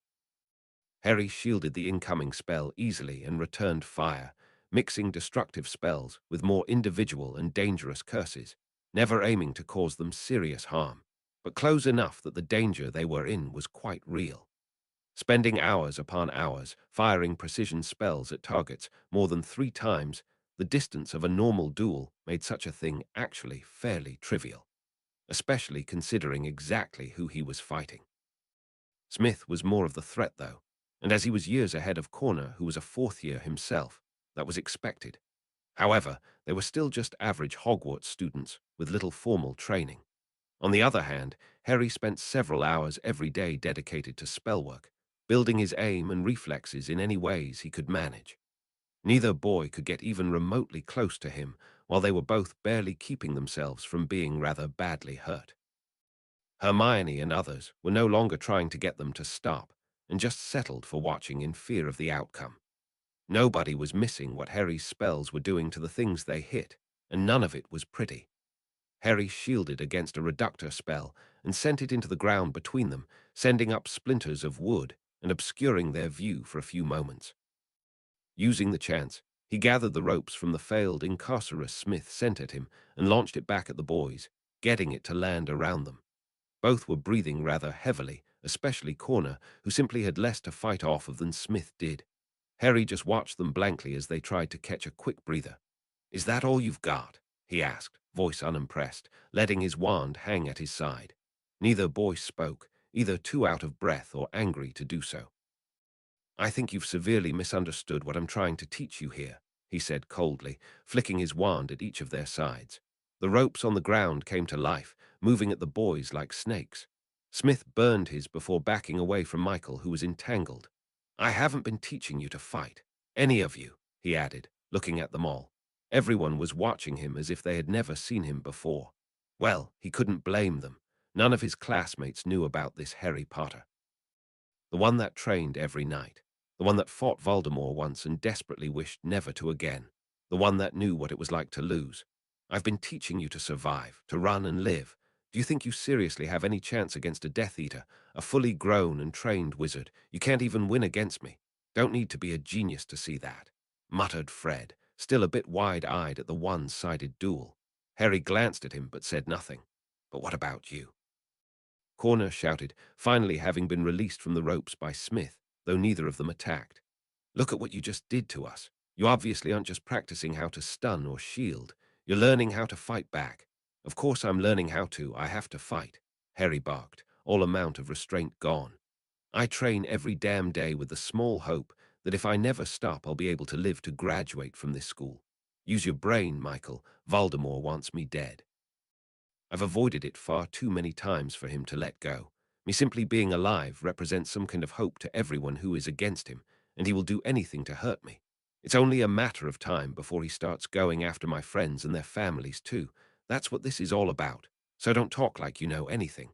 He looked around at them all, but no one would meet his eyes. Cho was determinedly looking at the floor, her fists clenched. "What about this?" asked Padma, her soft voice cutting through the silence. Harry looked at her, causing the Ravenclaw to flinch slightly, though she didn't stop. "Will us being trained by you put us and our families in danger?" No one said anything, but it was clear that the girl's statement affected everyone in the room. How could it not? Harry sat heavily on a mid-sized stool that materialized behind him. The fight was over. He'd hoped he would never have to have this conversation with the group, but that was wishful thinking at best. Who was he kidding? If I were to be 100% honest with you, the less you even associated yourself with me, the safer you'd end up being, he said truthfully. But really, the only ones who would be in any real danger are the people who have been really close to me for a long time. He jerked his thumb over at Hermione and Ron. Like her and all the redheads. Great job, Ron. You just had to become friends with him, said George, giving his brother a mock glare. Hey, it's not like I could have known a murderous Dark Lord was going to come back to life, argued Ron. Next boy who lived I meet, I'll just turn around and keep walking, promise. There was some scattered laughter at the exchange, which certainly helped lift the grim mood, but Harry could still tell that it hadn't left entirely. He cleared his throat to bring the attention back on himself. Anyway, it is what it is. I told you at the beginning it would probably frustrate you, drive you mad, and make absolutely no sense at times. This is the Defense Association. We're about living on to see another day. Fact is, for some of us that's a harsher reality than for others. I wish it weren't so, but ignorant safety just isn't something we have anymore. I do my best to make you better, but you need to trust me if you're going to be here, and if not, then you should leave. I'm sorry, Harry, said Corner after a few seconds of silence. I appreciate what you're doing for me and the rest of us too. Harry met the boy's eyes and nodded, glad for his change of heart. He turned to Smith, who was still scowling, though it was his usual one, as opposed to what he was wearing earlier. I still don't understand how any of this has helped, he said finally. Never mind, I guess I just need to think about it. Taking the resolution for what it was, Harry looked over at Padma. Padma, we were interrupted, but I think we should stop here today. Everyone needs time to think. Would you like to finish up now or continue next time? She tapped her foot for a second before saying, let's continue next time, but we should start over. Harry just raised his eyebrows at her for a second before smirking. All right, we can start over. Just this once, though. Cheered greatly, Padma made to join her housemates only to be waylaid by Parvati, who accused her of cheating. Padma just stuck out her tongue at her sister and darted off as the irritated Gryffindor grabbed some of the random stunning cushions and began throwing them. Lavender just watched, shaking her head slightly. Harry, what's up, Cho? She wasn't meeting his eyes, instead focusing on his chest. He couldn't really see her face well. Well. Eyes flicked up for a fraction of a second before they were down again. Never mind, don't worry about it. You sure? He asked in concern. She shook her head and gave him a smile, expression back to normal. Did he imagine it? Yeah, you're pretty fierce with that wand, winning 2-on-1. Ah, thanks, I practice a lot, he said, pleased with the compliment. Harry, are you staying behind again? Asked Hermione, walking over to them. Cho said good night before trotting off to her friend who was waiting by the door. As soon as she was out of earshot, Hermione continued, Never mind what I just asked, are you all right? What? Yeah, I'm fine, Hermione, he said at once. She looked at him with some sympathy and he sighed. All right, I'm a bit drained from that. I didn't want to scare everyone, but that's just what ended up happening. I don't care about them, Harry, she replied, giving him a level look. Harry couldn't help but chuckle a bit. What did I ever do to deserve a friend like you? Hermione blushed slightly but held his gaze. Well, you did save my life. I suppose we could start there. Hermione, I've saved a lot of people. You saved me first. Yeah. They began to walk to the door where Ron was waiting for them impatiently. The rest of the room was now cleared out. I suppose I did. Roman 20. The fifth years let out a collective breath of relief as their mid-year exams ended. They were worked to the bone and were certainly looking forward to a well-deserved break. Harry was pleased with how he did, knowing he improved across the board in all of his subjects. Even potions was getting better, though it was without a doubt his most difficult class. Most of all, he was looking forward to seeing Sirius and Tonks again. It was too long since he dueled either of them, and he was really itching for a go against them both. Tonks was always happy to put him in his place and show him how much he had to learn. Dueling aside, he was just eager to spend some time with them. Sirius told him that they would all be spending the holidays at Grimmauld Place again. Dumbledore still didn't feel that things were either safe enough or prepared enough for them to split up yet, and the Weasleys were never ones to argue with the man. Of course, it wasn't like it was a bad idea. Staying all in one place would help keep them all safe, especially considering the extra protections the Black household was equipped with. He never really thought there would come a winter where he would be leaving for the holidays, even less that he would look forward to such a thing. Harry! He was brought out of his thoughts by none other than Cho, who was watching him with an unreadable expression. They were looking at one another on and off for the past hour or so. They'd just finished their final session of the term. Tomorrow evening was the winter feast, and students would be traveling back to London the morning after, not to return until the 7th of January. Harry, we'll see you back in the common room, called Hermione from the other end of the room. He looked over to see her shoving Ron out the door. Tracy watched in slight amusement before following, with Daphne walking close behind her.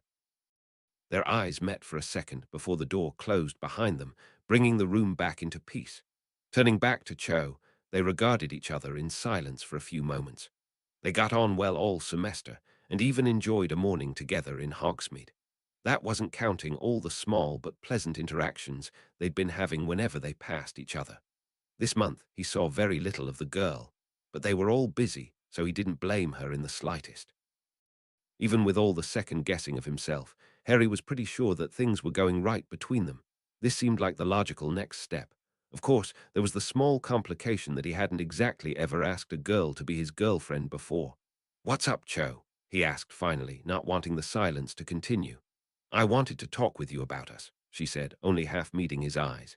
"Ah, me too, actually. I like you a lot, Harry," she said bluntly. "I can't date you."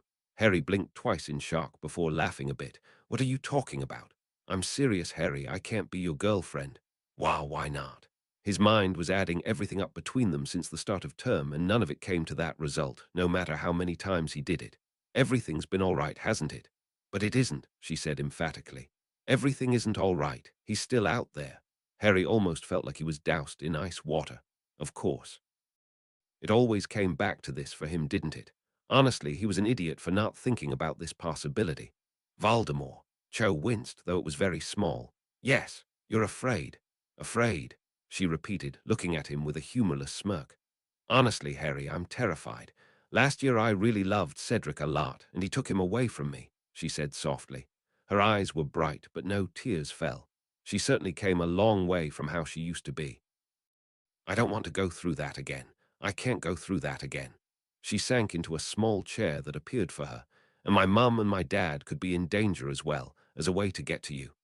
Cho took a deep breath to steady herself. "What happened at the meeting at the beginning of the month really hit me. I tried to ignore it, but I get nightmares about my family being killed. It took me a while to get the courage to talk to you, though.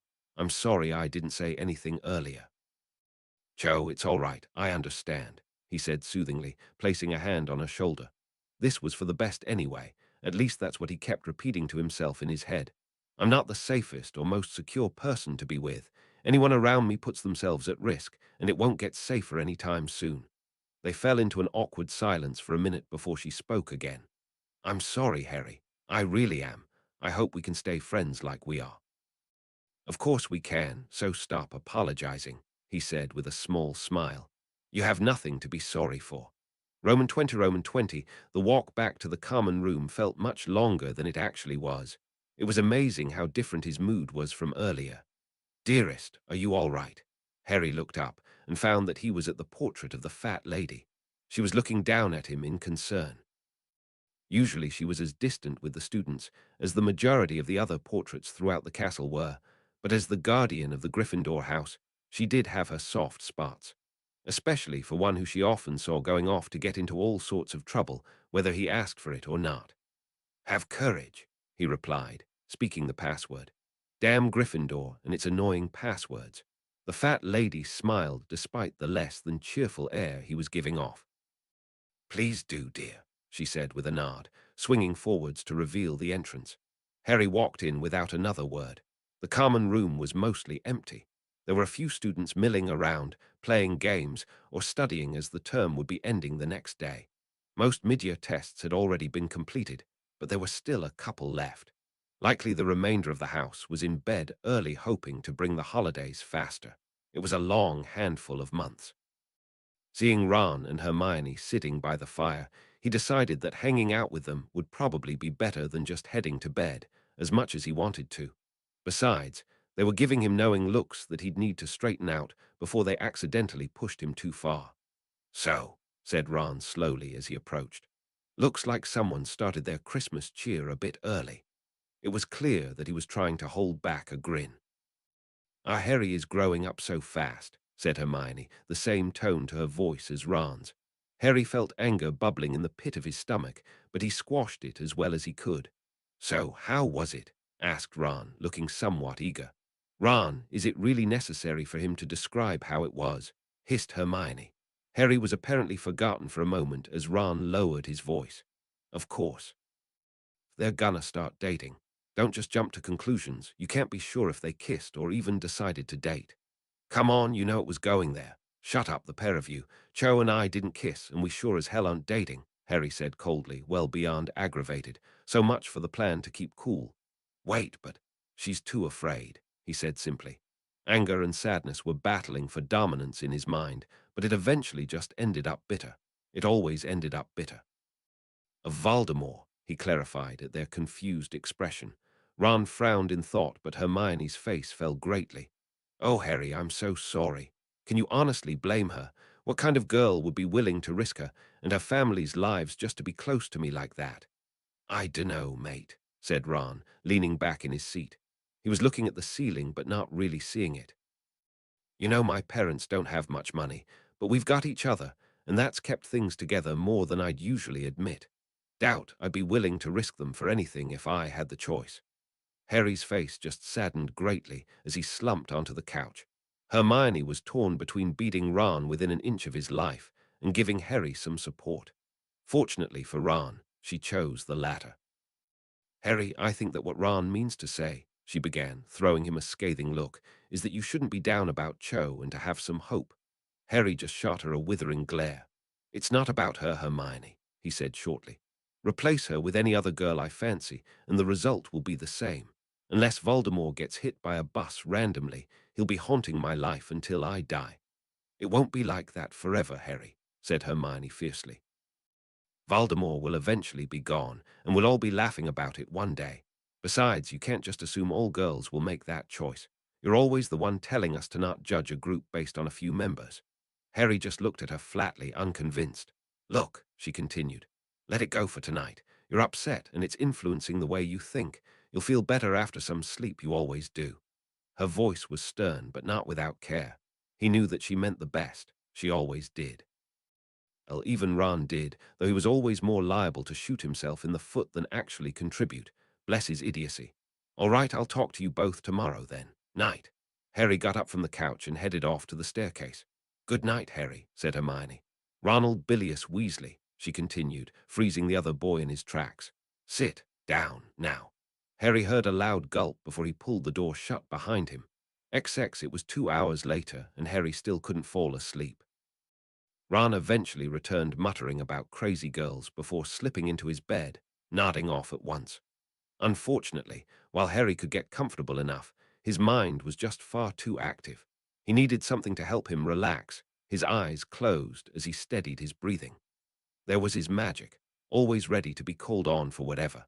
Instead of doing his normal exercises with his meditation, however, Harry let himself sink deeper into it.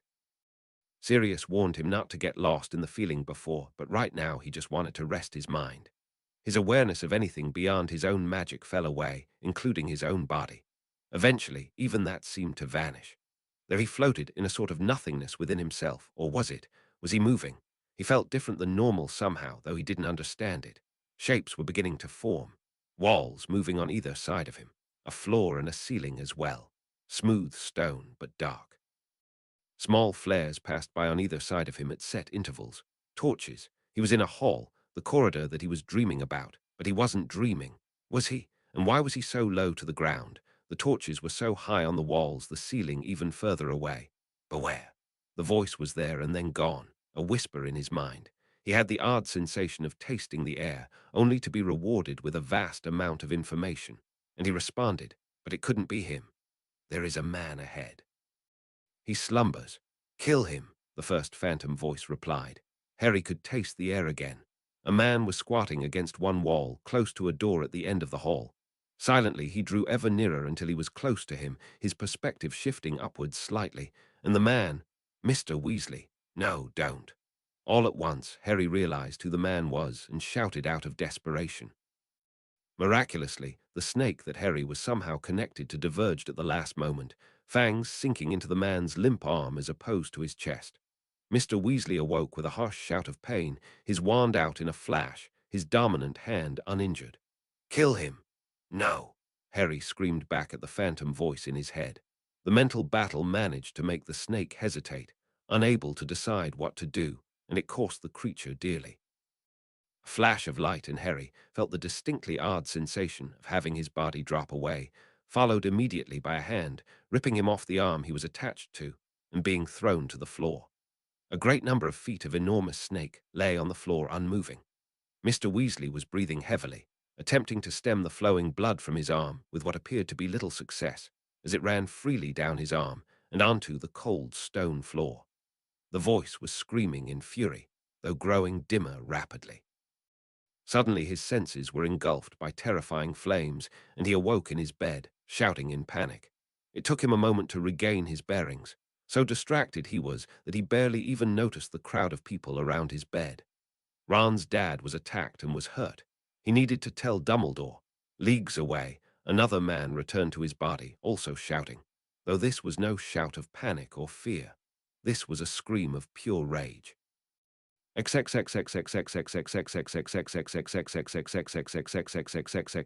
Author's note, chapter complete. So yeah, I killed Nagini. I think that covers it. Nothing much to say here, so thanks for reading. Leave a comment if you like or ask if you have any questions.